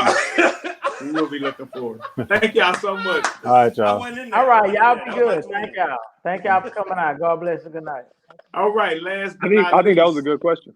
We got That's another Doctor. show. Crunchy beef Crunchy. Doctor. Can we say that? We're gonna respect his name. I'm just playing. What's I don't know. Lamont, Dr. Lamont. When his name came up, I'm like, who is that? The thing about it is though, like I got like 5, 6 names. Like if people call, and depending on what people call me, they let me know where I know them from. So if people call me Mun, they know me from Fort Worth. Like nobody outside of Fort Worth calls me mom. You either family or you know me from Fort Worth. And so when people say crunch or crunchy, you gotta know me from PV. Like that's the only way. Yeah. Like I don't. There may be like 2 or 3 people in North Carolina that know me as Crunch. So yeah. Yeah, well, you forgot the chi on the end for me. With Somebody said crunch. Dr. Lamont Lawhorn, better known as Crunchy, let the people know a little bit about you, where you are, what you do, and how you got where you are now. Well, Lamont Lawhorn, Dr. Lawhorn. I'm from Fort Worth, Cowboys fan, as you can see. Hey, we just hurt this year. That's all right. Rebuilding. I attended Prairie View A&M University, graduated, was a member of the box, marched snare, was the only snare crab in class of 2001.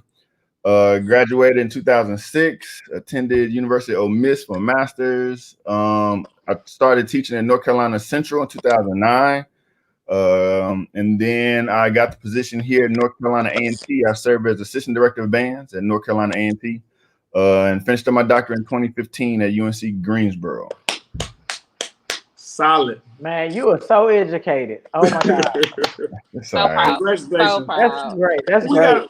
Congrats. So tell them about the box. The box. Game changing. Like I try to tell people now. I was just telling the line like a few weeks ago. Everything been shut down for a little bit, but you're not finna argue or tell me anything different that the box didn't change the game in HBCU percussion. Like there was nobody doing drum features. There was nobody doing that type of halftime entertainment. The box was the only drum section that was a part of their school's weekly halftime show because it was PVU, drill, box, Black Foxes. Then if we had a chance to do a ballad, and then and kick off. So we had a feature every week, and that didn't happen at any other school. So to say, when I moved to North Carolina, people was like, man, I used to watch box tapes and I used to do all this, and I'm like, yeah, that's what we did. So when people try to talk to me about it, I'm like, I'm not going to argue with you because you're not going to change my mind, and you're not going to tell me about me. So that's I'm a doctor of this. It ain't even got to be the doctor. It's not even just about the doctorate of it. It's if you're knowledgeable of HBCU percussion, there's no way in the world you can say the box didn't make an impact. Well, let's talk about Crunchy from an aspect of a band director. We've heard from a lot of student leaders in their time, and you were student leaders yourself, but now you're actually a director of bands. So just talk from that aspect, getting ready for halftime or homecoming, all of that pressure from alumni, etc. Man, homecoming is the absolute worst. Like if we're being honest from as a director standpoint, like I love it, but it's the worst. Like here, A&T has a really big homecoming. They call it GHO, like greatest homecoming on earth, and it's a good thing. Like it's like let me not knock it like at all because it's a really good thing. But for me, it's the greatest work week on earth because. Like we literally start on Monday with some type of performance. Like the drumline is playing for either administration or financial aid at 12 on Monday. On Tuesday it's something else. And Wednesday, Thursday, Friday we have 4:00 performances on the news, either ABC, the local news stations, and then on Saturday you got the parades, and then you got to get up at 6. And then you got the game. You stand up 5, 6. It is a lot. And then you got to think about it. You have people that you're trying to get a good show in. You already know you've been to fight this battle with students who are undergrads about to try to think that it's their homecoming when actually homecoming is for alumni. So you got to deal with students who are trying to focus on going to this party or that party and stuff like that, and they come into rehearsal not in the right state of mind. And then come Thursday and Friday, now you're having to deal with old heads coming back and people getting all in the way, and you trying to still teach, and people are saying, well, it don't go like that. Well, hey, look here, man. Look, I'm trying to do my job, and I like my job. So let me keep my job by not putting. We'll talk about this later. Let me do my job right now. You know what I mean? So it's just all type of situations where you're in, and you're trying to do the best as possible. But you just got so many voices coming at you from alumni, not just alumni students. I mean, student alumni, but administrators who've gone. You have so many. Pulls on you. Can you come to this pet rally? Can you do this? So it's really, really tough. So after the game, I'm going home. Like it's It's really tough, and it's honestly like the last 2 years. This is my 6th year A&T. The last 2 years have been the first time that I've actually gone out after the game because it's so draining. But it's a really good thing because people expect to see the band, expected to them to see this thing that's been the traditional thing to take place, and so it's fun after a while. But you just have to get your mind right to know that this week is going to be tough. Mm-hmm.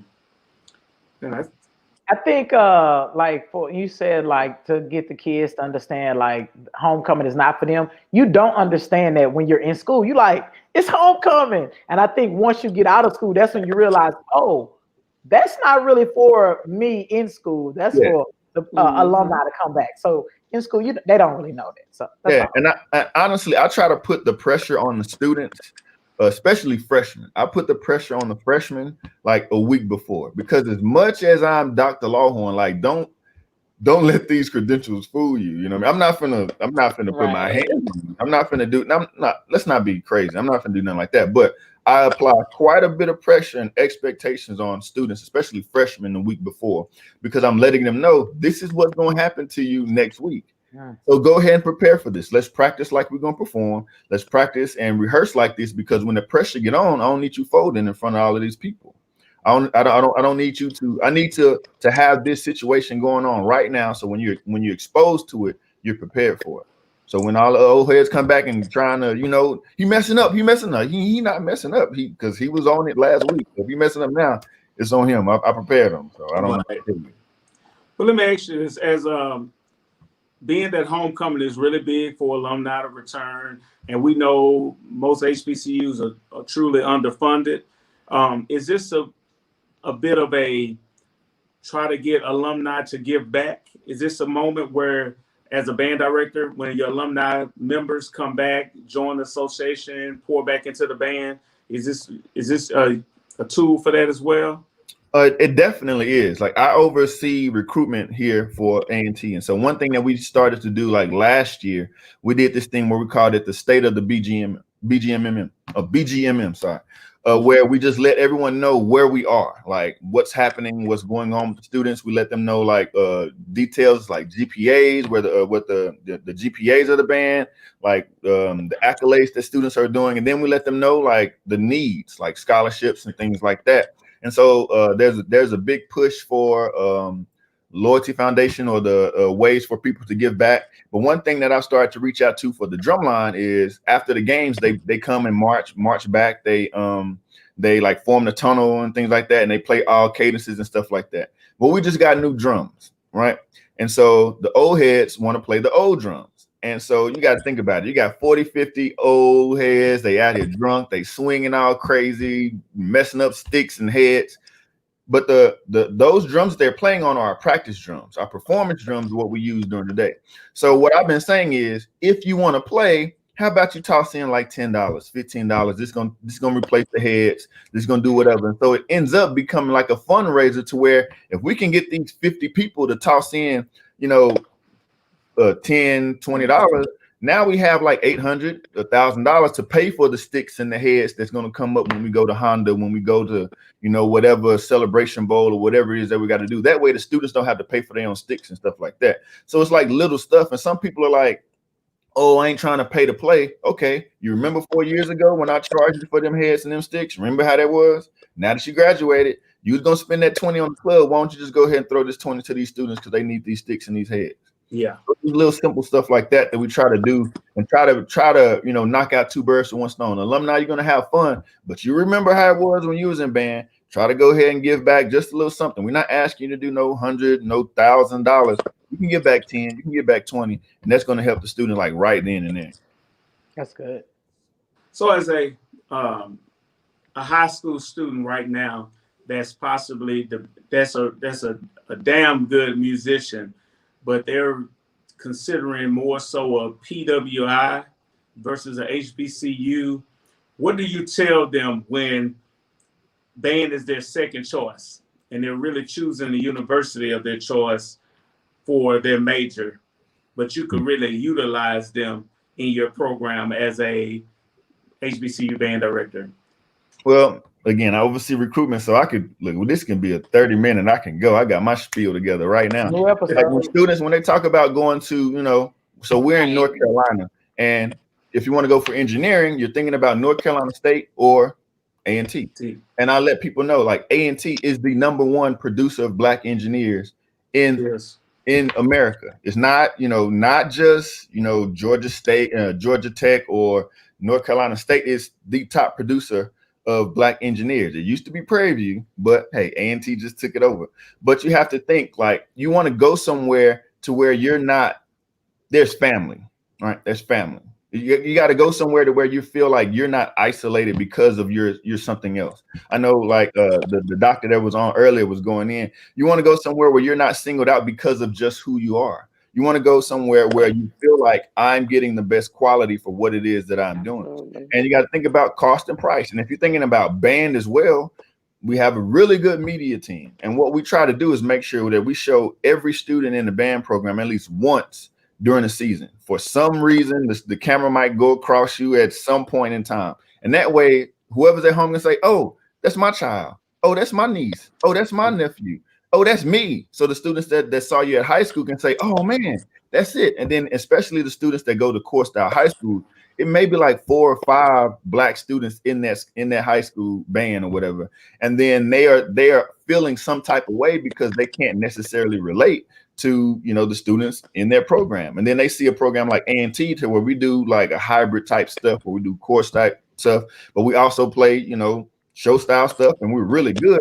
They can say, okay, I thought boogie bands or show bands or whatever little stereotype they try to say, I thought they were one thing, but this band is really good. And they have my major, and it's like affordable because we're cheaper than most PWIs. I think that's a plus. So I let them know that. So real quick, let's pick it up a little bit. Prairie View, the box when you were there, because it's called something different now, and Cold Steel 2 years ago. Who you got?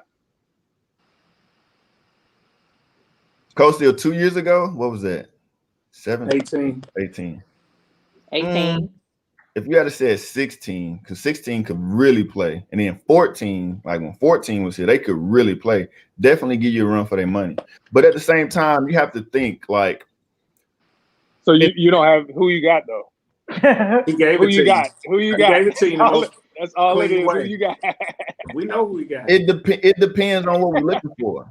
Like individuals, like right now. Okay, let me say this.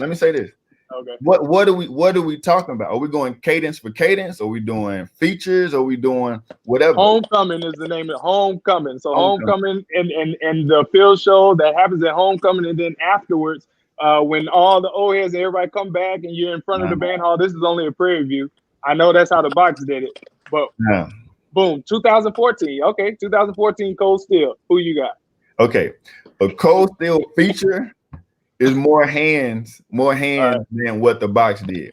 But overall, a box feature was a better production. It's just like saying, is it a single? Is it an album? I think the box was a better album. Cold Steel is a better single, because what Cold Steel does is just feature. It's like highlights everything, all over the place. But the box made compositions, like everything tied together, everything fit, everything was all just a fine, like everything fit like a glove. Whereas Cold Steel, sometimes you may see, oh, the snares is really good here, but I didn't see anything from like the bass drums, or the cymbals was nice, but the tenors didn't do much. Whereas it was I like that answer. It's very PC. All right, field show homecoming. and you're a freshman. Wait, and you're I don't even have to finish. Nah, like A&T field show is just on another level, like straight up.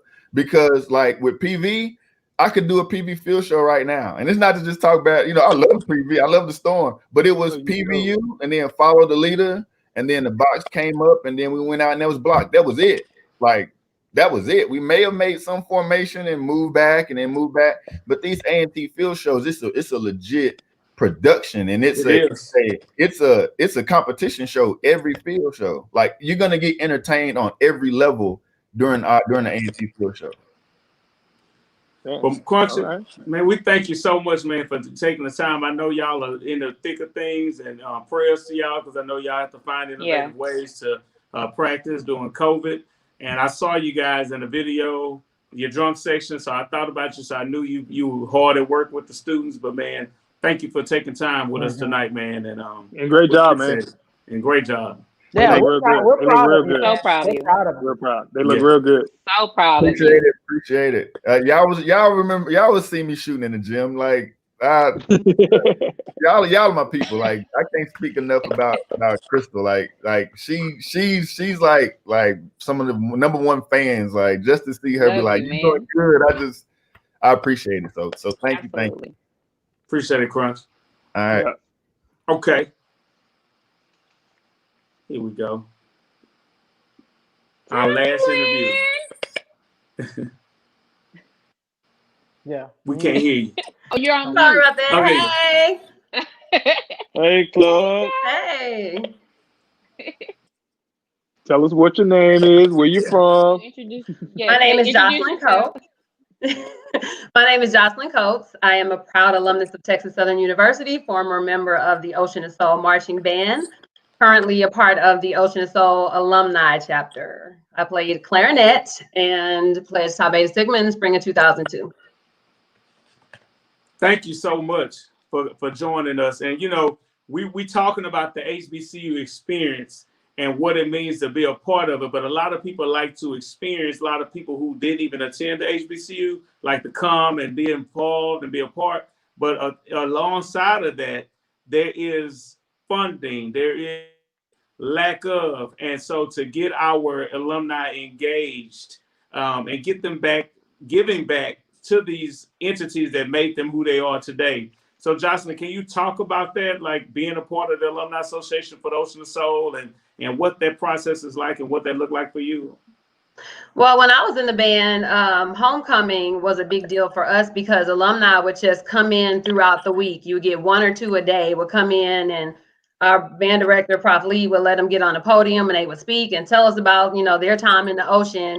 And they would reach in their pocket and pull out $100 bill and say, I want to give to a trumpet player, or I want to give to somebody in percussion section. So we would always get excited and look forward to that because as college kids, we're broke, you know, so that was a big deal to just be able to get that. But now that we didn't have an alumni chapter back then, but now that we have a chapter, we do raise money and we give scholarships every year. Our chapter gives scholarship to 3 applicants, but we also have the majorettes will get together, and you know they have to pay for their own uniforms.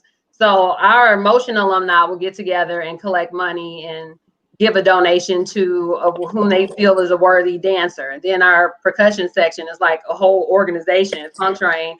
So they'll get together and give some money to some drummers. So it's always alumni coming back, giving back to their sections. Awesome. Okay. I noticed that not only are you an active member of the Texas Southern alumni, but you're also very active with your sorority, Psi Beta Sigma. What inspires you to continue to give your input and give your all with giving back to the band as a sorority member?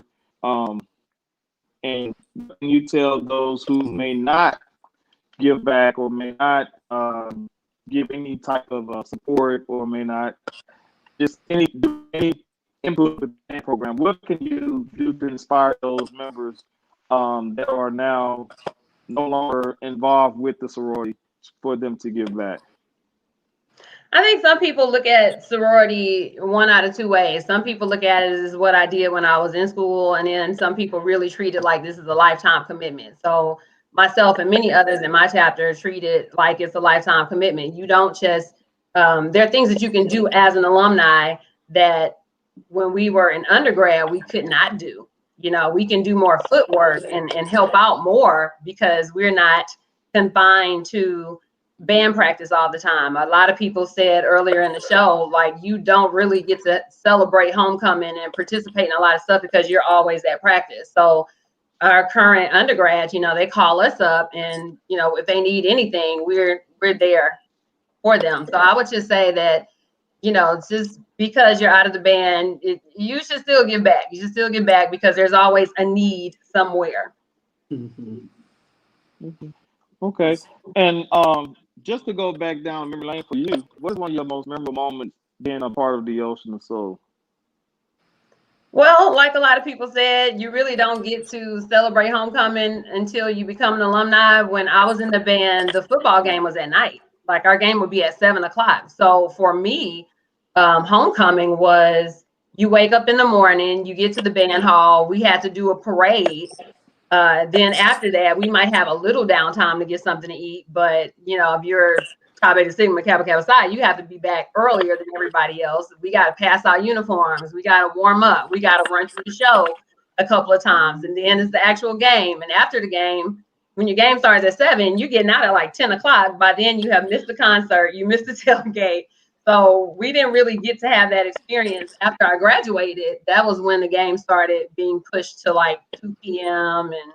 and earlier time, so you could really enjoy it more. But my experience was pretty much, it was like you're getting ready to put on a production to entertain alumni. That's really what homecoming is when you're in a band. It's a production to entertain the alumni because they're the ones reaching in their pockets giving back.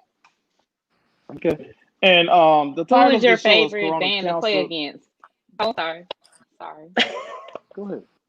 Well, I'll go ahead and give it to Prairie View because the Labor Day Classic was definitely a big deal. Being in high school, coming from Houston, going to Labor Day Classic was like a big deal. It was a huge weekend. So actually being in the band and playing against y'all was definitely a whole different experience than being a high schooler watching, because when you're in high school, it's just a totally different feel. Yeah, I want to keep it on that level because I know when we were in school, I didn't come from Houston. So once I got in Prairie View, and we were about to get ready for TSU Labor Day Classic, which was our first game, man, that's all everybody talked about. That's all we talked about. And we could be in the middle of practice. This is a little behind the scenes for other people. We can be in the middle of practice, and if you see this is throwback, old school, obviously. If you see a flash of a light, a flicker of a light, everybody like, stop the show, Ocean of Soul. Like they over there, they filming problem. Like that's how serious it was. And we'd stop our show, look around, go look for who it was, And we would get that too. They would say the same thing.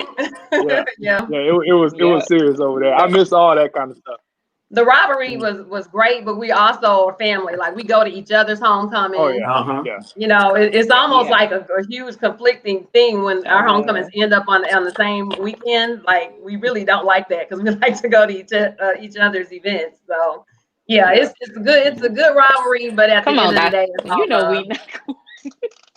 Hold up, Crystal. We're not going to Southern. We're not going to TSU homecoming. We're not going to no. I ain't gonna say no names, but I've seen plenty Panthers at our homecoming. Especially if the band was in town, we would come to y'all game. So, Jocelyn, they forget now. Those years, they forget they Xing out stuff in their past. Right. It's so funny to see you guys because you guys are rivals, Texas Southern and Prairie View. I guess that what people see when we talk to people from Southern, when people are looking in from the outside. But one last question, this is in regards to the pandemic. Due to Corona, football season was canceled for SWAC, potential football season in the spring. How do you think that will impact the band programs for them moving forward due to the pandemic? I think it's definitely impacting right now because, I can only speak for, the Ocean. The little that I do know is that there's like staggered practices. You can't have everybody in the band hall together practicing. So, and then there's, you got Zoom conferences and a lot of safety procedures and things like that. So it definitely makes it harder. And I would say harder to probably recruit because you guys mentioned earlier, there's a lot of video and things like that going out. So it's hard to really produce and show what your program has going on when you really can't, you're limited. So it's definitely going to be a challenge this year. But I think we're postponed to the spring, right? Yeah. Supposed to. Yeah. So, maybe things will pick up and that'll get more, media attention and help a little more once everything It started in the spring, February, March, whenever that is. Okay. Well, we thank you so much for calling in, Jocelyn. We appreciate your input because all of the entertainment, but with the end of it, the nuts and bolts is that giving back. We always have to pour back and support each other and reach back and bring somebody else because someone inspired us to go to the school that we chose to. So, Jocelyn, I wish you guys well. You know, I'm a product of Houston, so even though I went to Prairie View, I always root for Texas Southern. I root for them in a good way, like because you guys went through a lot to be developed as a university. So you guys are thriving, and we love the Ocean of Soul. You know, but on Labor Day, it's a rivalry. Yeah. But after that, you know, we was back to square one. So shout out to Kelton. I really love when y'all play Nick. Well, thank you. And torture for me. And I like Swamp. I gotta give it up to Swamp. You know. Yeah, Swamp. That's Sam Long, DJ Sam. Shout out to Sam. DJ Al Tempo. Sam. Yeah, so thank you, Jocelyn, for calling in. Thank you, Jocelyn. Thank you for having me. Bye. All right. Bye. Y'all, this was a good episode. Now y'all can, you know, I think that homecoming, the way we represented homecoming on this episode, it gave people a true synopsis that it's more than meets the eye. You know, some people with these YouTubes and everything, people just look at stuff and think everything is just amazing. But it takes a lot of work for us to get that product on the field, etc. That lead up to it is gruesome. So I'm glad, like a lot of people, you know, saying from different avenues talked about it. It's gruesome. It's a lot of work. It's a lot of work. I will say I wanna address one of my comments because I saw something in the chat room earlier because I was like more so trying to prove and remind Crystal of like what we used to do after practice and all that kind of stuff. And I was like, yeah, like KK South. So I'm not saying KK South was doing that. I think I misrepresented him. I saw somebody in the chat room. And I thought about that just now. I wasn't saying that. I am personally speaking for myself. I fully took advantage of everything at Prairie View A&M University while I was there the entire time. And I just want to finish this real quick, just so I can clear up some stuff. Everything out. I was drum major, head drum major. Obviously, you don't get to that next level by just shamming or being whack or lazy, any of that. I did all that, but I took full advantage, and I still do that to this day. He even came to my couple of my shows, and I was up working out, and then I went to the next workout, and then we went to eat. Then I went to a rehearsal. Then after that, and we had the show. Then after the show, we went to the after party, and then we did it all over again. I do the same thing now. I like to take full advantage of everything, and I feel like I can definitely give it to when I was at Prairie View because I just had fun the whole time, the full experience. That's why I was able to work out band scholarships and stipends and all that with Hendrix and the president and all that kind of stuff. So nothing slack. I just want that to be known, but I definitely took full advantage. I just want that to be known. And it can be done. To those people that can do it, do it. If you can't do it, you should not do it at all. But it's some people that can multitask. Okay, Jimmy, we give you a hard time. No. I saw it in the chat room, so I had to like go ahead and get that little. I didn't see it in the chat. Not so serious, man. Not so serious. But this is what we want to say, Jimmy. We all hung out at homecoming, so we're not putting you on the ledge like you're the only one that enjoyed homecoming. And we were just saying it was so gruesome. How you did that? Yeah. Everybody was like, "What?" Because you made it seem like. You was just I was in that thing. You was in that mud. We was I was with us. It. You was right with us. Yeah, we all. Yeah, that's what I'm saying. But then afterwards, we like. And some people chose to go home. Some people did for it. And some people etc. But I went home. It was just the premise of where we were going. But and then when it was over, I was knocking at y'all door. Talking about what y'all doing. You sure did. What y'all doing? And we told you come and lay on this floor. And moaning people. Okay, see. All right, but Trish. Now you actually did good. Trish. Hey, you did good. He did really good. He want to tell stories. He didn't say that. He want to tell stories. He was telling stories. We got your stories too. But we did a good show. Today was a great show. Today was amazing. I'm not ashamed. I know you're not. None of us should be.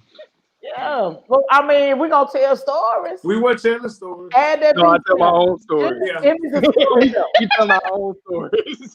I'm gonna add pieces in that end. Yeah, let me add that piece.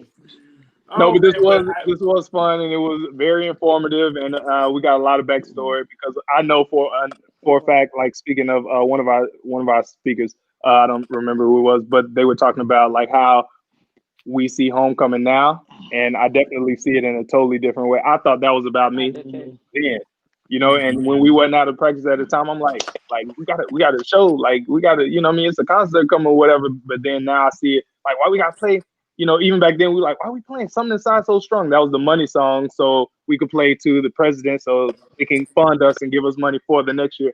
We never looked at any of that kind of stuff like that, any of that kind of stuff. So now looking at it, it's all like, oh, I get it. That's why I'm hearing Dr. Oh shoot. Crunchy. Yeah, dang. I know it's so hard. Dr. Longhorn. Dr. Longhorn. But I do want to let the people out there know that Jimmy and Calvin have their own show coming out soon. They're gonna have a spinoff because I want to tell you guys behind the scenes, the effort of getting these two guys to stop talking all day in that group text, and then for us to get here to prime time, and for us to freeze the way we did, this group will never come together again. But I do. It was fun. It was fun, and I'm glad that the question was asked. When's the next HBCU segment? It's not. Damn. Who asked that? There's nothing else to talk about. Patience will. There's nothing else to talk about. Stop doing what I'm going to watch. We tried our best this episode to talk about all the components of it, and we only could touch on a little bit of it.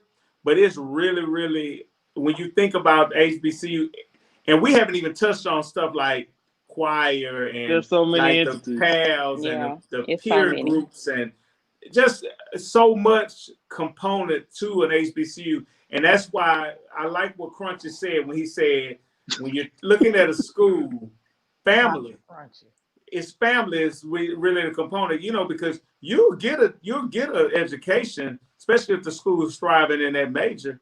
But the thing that sets apart from a PWI is family.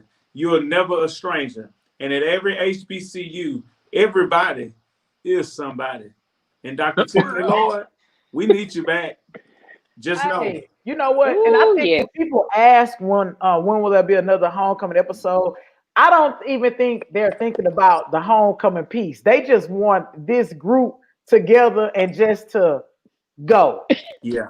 That's all they want is us to go. Because when we were just like, we kept saying, well, we late because of Jimmy. It was so many comments coming through. It was like, oh, y'all crazy. It was kind of like that. Yeah. And Corey don't want this group together. Corey brought this group together. Two times. He the one that put So, it together. brother, Yeah, you put it together. By accident. It was a great merge, as they would call it.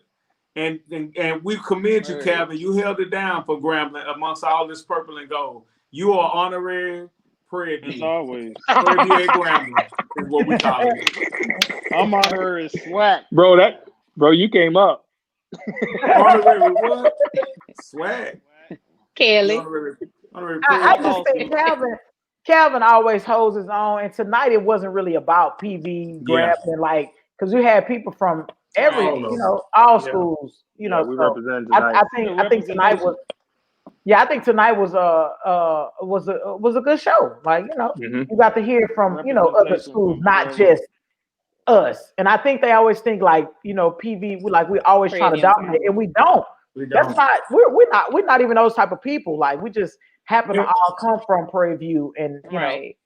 And one thing I want to say about when you look at on the internet, they have these different groups like Swag Beef or Rough in the Swag or Swag Bands, all those different groups. Prairie View, if you ever notice the way the Prairie View people move in there, we're really kind of laid back people with smooth. Very. We kind of enjoy because we know we were always the best kept secret of the SWAC. We didn't travel in our era. Absolutely. So when we hear people talk, it's like we're intrigued, but we don't really beef because where we're from, if you're beefing, you're fighting. And for us, we just really enjoy just coming there having a good time. And when we hear stuff and we learn stuff about people, we embrace it. And this show tonight, when we had people come on, we really learned a lot about everybody's culture, and everybody at HBCU has a moment in time. And so I don't care where you went to school. So is it safe to say that we still need HBCUs? Oh yeah. Yes. I think it's very important. Absolutely. Yeah. And that's I on the just wanna slate say- right now. That's on the slate right now. So I just want y'all. I just want to that's also for another say, segment. It should be another I segment. feel like Corona didn't cancel homecoming because once you really attend the does. HBCU, you'll always have those moments and those memories, and we can always we could sit here and we can have a whole episode or a whole segment or a season on homecoming 18, 17, 16, 15, all the way back because we have those memories. So it might have canceled it in a physical sense, but Corona can't cancel us. Yeah. And really, you know what? I know that we always find that one game, you don't have a game that's called homecoming. I feel like every time I attend a Prairie View game, it's like homecoming for me because I always see people. A home game, any home game. I haven't seen in years because I don't go sit by the band and do all of that because band people man, y'all still Right, yeah. And I'm looking on Facebook and I'm like, damn, they still You trying to do something you wasn't allowed to do, and you were a band. I'm just really, I was always just in the band. I wasn't really, and everybody loved me, but I was kind of, y'all weird. I always say y'all weird. And I just, but so every time I go to a game, I feel like I'm at homecoming. So, any final words for the people, for the five of y'all? Michelle, Beyonce, Kelly, background dancers, Latoya. I know. Farrah, Tavia. Look. I'm one of them. Crystal, I think they want you to say something. Yeah, because they say Jimmy always cut you off. He does. And Calvin, both of them. Big brother. That's that big brother mentality. You can never talk when Jimmy I ain't cutting nobody off. Never. Let me say this one thing. Just like when we was in school. I was just about to say, let me say this one thing. This relationship right here started like this all the way back. Freshman. And she came at me hard. I came at her hard, and it was love ever since. So it's like a brother and sister thing over here. Oh yes. Who? Calling me Missy. He been calling me Missy Elliott. Let me tell my stories. Yeah, don't tell your stories. Don't tell what he did now. You got stories. Don't tell what he did. He got. We're not gonna bring up stores. Nah. Okay. I'm gonna just say another home. Jimmy. Can we have another story? Can we have we need to have another one. Another what? Another. Hey, I'm gonna ask the people, man. We got people here, guys. We need to have y'all want a season of this crew right here. If we have a third one, we got to be talking about some stories. We don't need a segment. Let's take a vote now. Let's take a vote now. People, do y'all want to see us for a season? Just going at it. My brother Roger Sibley in here. Seal, man, I ain't heard Seal in so long. I know. Corey is trying to get out of being the director. Listen to how this thing transpired. Yes. Somebody said yes. Hold on. Jimmy's trying to tell the story. Jimmy's always telling the story. Let Jimmy talk. I want to say congratulations. I want to say congratulations to my brother Sibley. He cried with me, and then now his kids are at Prairie View. Two of them at the same time. That's big. Go see. That's big. And they got like scholarships and all that kind of stuff. Proud of you, man. Just want to say proud of you. Yeah, we telling that age. Got Not really. He just started early. Okay. The people are voting. They said yes. Corey has a twin, and he will be here. He will be a part of the show. This show, you're gonna be here all the time. Somebody said, yes, indeed, this is office. They love us, man. Corey, they love us. They love us. You can't Y'all deny don't people. understand how hard. You know how hard it some is for shows. me. You know how How some hard shows is- say this is the. You know how some shows say that this is the last. This is the final This is it. episode. They ending the show. Then the show will show up in 3 months. This is Oh, it. this is a different world. The final episode. Reboot. Can I tell a little? Can I have a little backstory? Come on, let Corey tell a story. Like Tell you your ain't story, been Corey. talking. Tell your story. You know, guys. Like you ain't been talking. You talk You know, about Yates, guys. remember? Called him ghetto. And that's why Tell I your don't want to story, go on the Doug. show with him anymore. Corey, you tell your story. Everybody. Hey, Give Corey's story. this is what I was saying. My never mind. Man, See, come this is why I on. talk. This is why I Well, talk. FYI. I try my best to juggle a lot, and I enjoy these guys. I enjoy them a lot. But y'all don't know the hard work it takes to put a podcast together behind the scenes and to work up until recording live, then to edit it, then to upload it onto the podcast platform, but then also maintain a full-time job, then also maintain a personal life. Yeah, it'd be hard as hell. And I know people think we in Corona, we sitting over here doing this, but Corey not. And so it'd be hard for me a little bit. But I love these guys. I think it's a, But I think this it's a is your great show, though. We love you. Yeah. So, Corey, this is what we're gonna do. This show's supposed to end in season 1. Right now. Corey, we are going to put in some work with you. If you Absolutely. we will. Like we don't know. If you tell us what we need now to you do. know Calvin will come with the question. He looks like He's already the co-host. Yeah. Calvin is credentialed. Yeah. Jim is credentialed. But see, I'm here for it. I just want to fall back. Like, can I be a co-star? Can I be a You fell back. You fell back this show. Corey, That's what I really? said. That's what I was thinking. So, Corey, really? If you really want to to sit back, run itself. I'm hungry. me too. I had to order me a pizza. I was going to eat Pizza man, man. Pizza man, man. Johnny. Yeah, but away. Shit. When I fell off the live, I saw Trish's face. Trish said, I said, what the? How he going? Corey left. But I knew with Jimmy and Calvin, it was going to be let me let y'all know, Jimmy and Calvin, they something else. Know it. The fan mail, the emails I get, the messages I get, it'd be about Jimmy and Calvin. Me, Trish, and Crystal are very supportive. We don't need Jimmy and Calvin. We just people hold on. Since Jimmy was allowed to give his disclaimer, I think I deserve to do one as well. I think my comment about the female. I think you should do one, Calvin. Go ahead. I think my comment about the female drum major was misinterpreted. Now, what I will say is that we have never had a female drum major, and a lot of the drum majors from the past probably don't have a female drum major because we don't know what that looks like.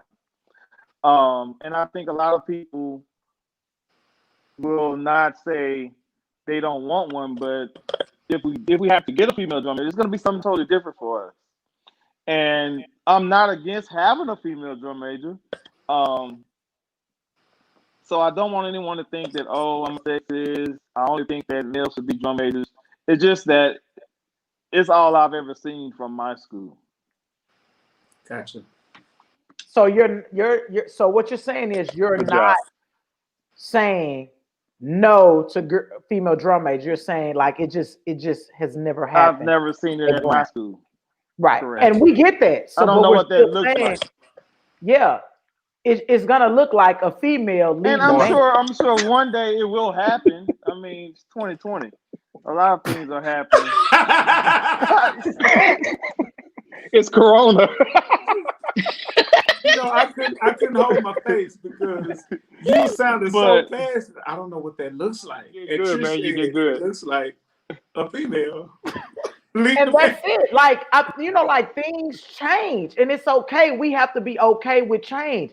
A female could definitely lead y'all band. I'm sure that there is one female in that band that probably wants to lead, but just probably don't have enough, about herself to say, "I'm Mm-hmm. trying out."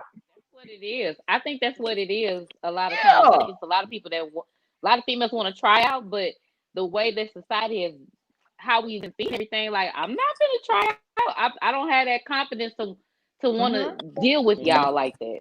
You And it's know, probably So YouTube. I get what YouTube you're has saying. probably done it too. Because yeah. I watched a little female from Prairie View. Y'all know I do not talk about bands. I watch them. If you ask me my opinion, I'll just say, hey man, I think they could do. They don't give me the energy that we had. I'll say that about any band you have me watch. If they don't give me the energy that I'm looking for, because I'm really hard on them, I'm just gonna say, yeah, they ain't do it for me. So I don't know what y'all see in them. They are going to tear a female up if Mm-hmm. she don't come with it. Even if she's coming with it, they're gonna find something. But why her Yeah. baby hair wasn't laid to her face? They're gonna find something. But there is a female in that band that could run that band. I think a good example is, and this is not obviously college, but they call him White Boy John. And when you see him, of course, they're inspired by Jackson State, but like he's like out Oh marching and yeah, killing. Yeah, Oh and yeah. he's good. it went viral. But I kind of equate this conversation to that, to a white guy leading a black band. Talking about I the was guy in just high about to school. say. Because now that I haven't seen. Yeah. Well, I was just about to say that when I Well, was the in high guy in school, Langston. Hold on now. Come on, Corey. at Yates, we had Heidi Torres. Shout out to Heidi. I don't know if she's watching, but Heidi was a female Hispanic flute player, and she made drum major. And alumni spoke out about it.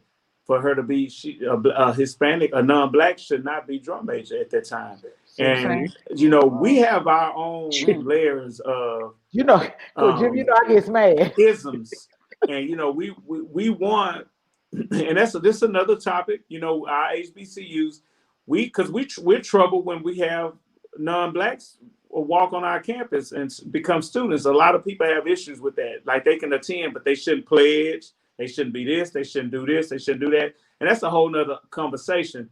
But I think with what I was trying to get at, it was so much backlash that Heidi decided not to be drum major, and more than likely, and also she just said I bypass band. And so we can really discriminate. As for a female, like Trish said, it may be one that's in there. She just don't have no one probably ever pushed her to the front to say, "Girl, you'll be a good You can drum do major." it. And Go sometimes do we it. just have to encourage from within, and sometimes we have to just push people from within. And I think that you'll see who really is lauded to be that next. So, and then I was in the band in the late '90s. So I went to Yates in the late '90s, and so people do understand, and people should understand that we do have our own layers of antis within the Mhm. Black community. So We do. At one point, we were trying to push Crystal to be head drum major, but to be drum major, but she let it be known super clear our freshman year that that's not what she wanted to do. And then, of course, us, the kind of people that we are, we started pointing who's gonna do what in the band, who's gonna be, you gonna be section leader, I'm gonna be drum major, then he gonna be this and he gonna be that. So we started locking in our spots Gordon want to be already in freshman. anything. Oh, here Yeah. you go. And he was always like this since day one, but you just But I have to will do say it. in my You have to adult do life, exactly what we're doing but I now. can't say in Men my can't do it. adult life, and I will admit now that leaders are not made, they're born. And so Yeah, I am a Yeah. natural born leader. And as much yeah. as I do want to sit on the sidelines, as much as I do want to fall He can't back, help himself. unfortunately, I can't.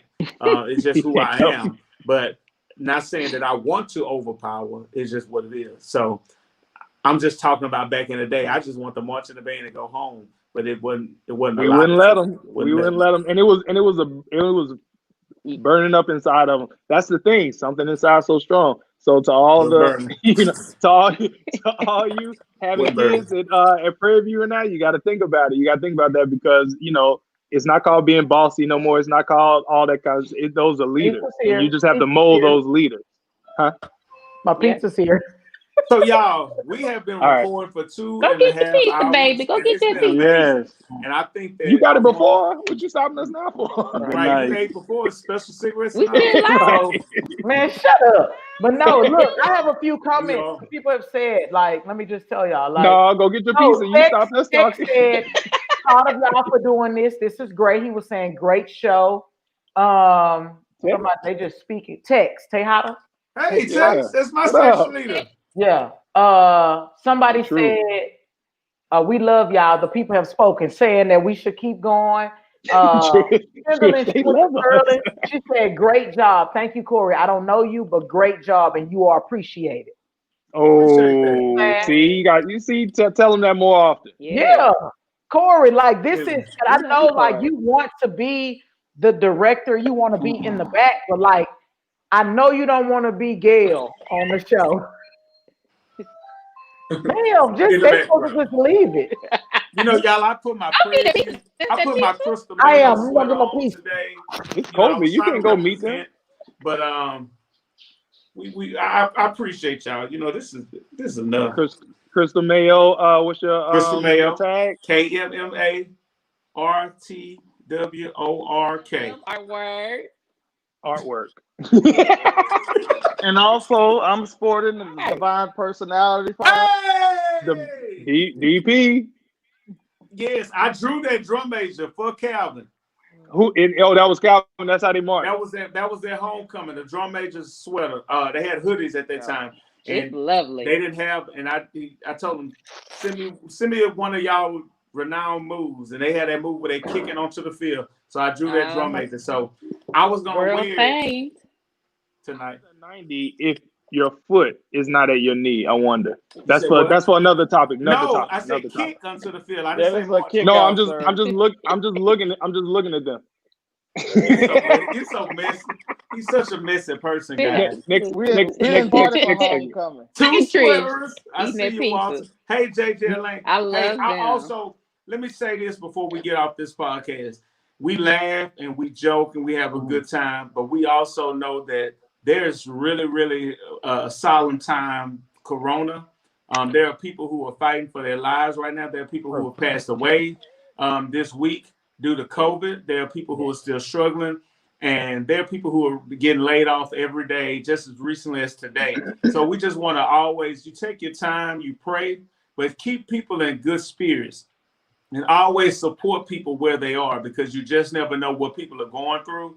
And just because you don't look like what you're going through doesn't mean you're not going through it. And so go ahead, Jimmy. And you know I got something to say. I want to tag on that because it is a super hard time out here in California, specifically because we've been, everybody else has been locked down, but we've been locked down. Like grocery stores still got their lines with 6 feet apart and all that kind of stuff. It's been serious out here. And the whole entertainment industry, this is the hub. So if California is locked down, that means the entertainment industry is locked down. So it's a lot of artists that are hurting right now. Broadway is shut down. Vegas is shut down. No concerts, no shows, no nothing. Even my wife is in Nashville right now trying to do little videos and stuff like that. Just trying to figure this thing out. So it is serious, 100%. But this is the medicine. This right here is the medicine because and I'll stop because I feel like Ayana's about to start talking noise on here. She been talking about me, but. What Doug said, you never know what people are going through, but worry won't cure anything. Worry won't cure it. All you can do is do what you're supposed to do and then, pray and release it. And you have to release it. This right here is a release. Homecoming for a lot of people, including myself. I've only been able to go a couple of times because normally I'm gone, but we shut down. So I'm just like, all right, y'all want to do a podcast? All right, let's do it. But I mean, you still got to hustle and figure out your stuff, which is harder than how it normally has been. But homecoming is that release. That's why everybody come and they just let loose, be, and try to reminisce and anything to think about something else other than what's going on. And I think we should all still adapt that, even though we don't have that physical building of coming to homecoming now. Look at Corey. Because it's serious. Look at Corey looking. Somebody needs that. Whoever you are, I'm with you. Somebody needs that word. Somebody needs this podcast. And we always say that. Somebody needs this. And I know Corey want to stop it. Corey needs a meal. Corey needs a break. But I love everybody. God. Okay. I'm not negative though, because Jimmy's gonna text me later. He's gonna get right. He's gonna tear me up. Oh, this is and give you a whole thesis. I'm like, this is your show. You the one got us. You started this. Now I fell in love, and now you want to take it away. Chris, they want to know what kind of pizza you order. That's none of your business. Just cut that out. So this is I ain't doing no commercials. What y'all people get paid to do commercials. What kind of pizza you order? You killing me with pizza. We trying to be serious. Somebody just this is not Pizza Hut, baby. I don't eat that. Well, then what do you eat? What you eating? You didn't want to advocate for nothing at first. Right. Domino's, Papa John's. Well, this is Domino's because I got a free piece. Camera go off. I got a free piece. Right. Calvin got baked chicken in the oven. You know he got some fish over there. And Calvin got to get ready for school tomorrow. Right. I got to go to school. It's past my bedtime. I got to go to school. On the stove. Well, y'all. It's been a pleasure, guys. I really enjoyed it. As always, it is always a pleasure to come with you guys. Part 3. Nothing. Please, no messages tonight. Denard said he shot a shot, Jimmy. This is how you had us at parade rest before practice let out. You're right, because people need to hear this. People need to feel it. It's about connecting to the soul. People hurt. What? Remember where everybody used to bank bounce favorite? Swamp. Well, do they still do that when they play Swamp? Remember Chris? Shout out to Chris. Chris said we had this practice. He bounced around in a circle. He said we must go left and right. We was like, shout out Chris. Solid. It was good stuff. All right, y'all. Happy homecoming. 20 years later, none of y'all say my name right. Hey, yo, Ayana. Man, I call it Crislow. Yeah, me too. Actually, no, it's McLean. Yeah, she's married. She's married. She's still Crislow. It's on here. Don't hyphenate your name. Don't hyphenate your name. You don't want nobody. Okay.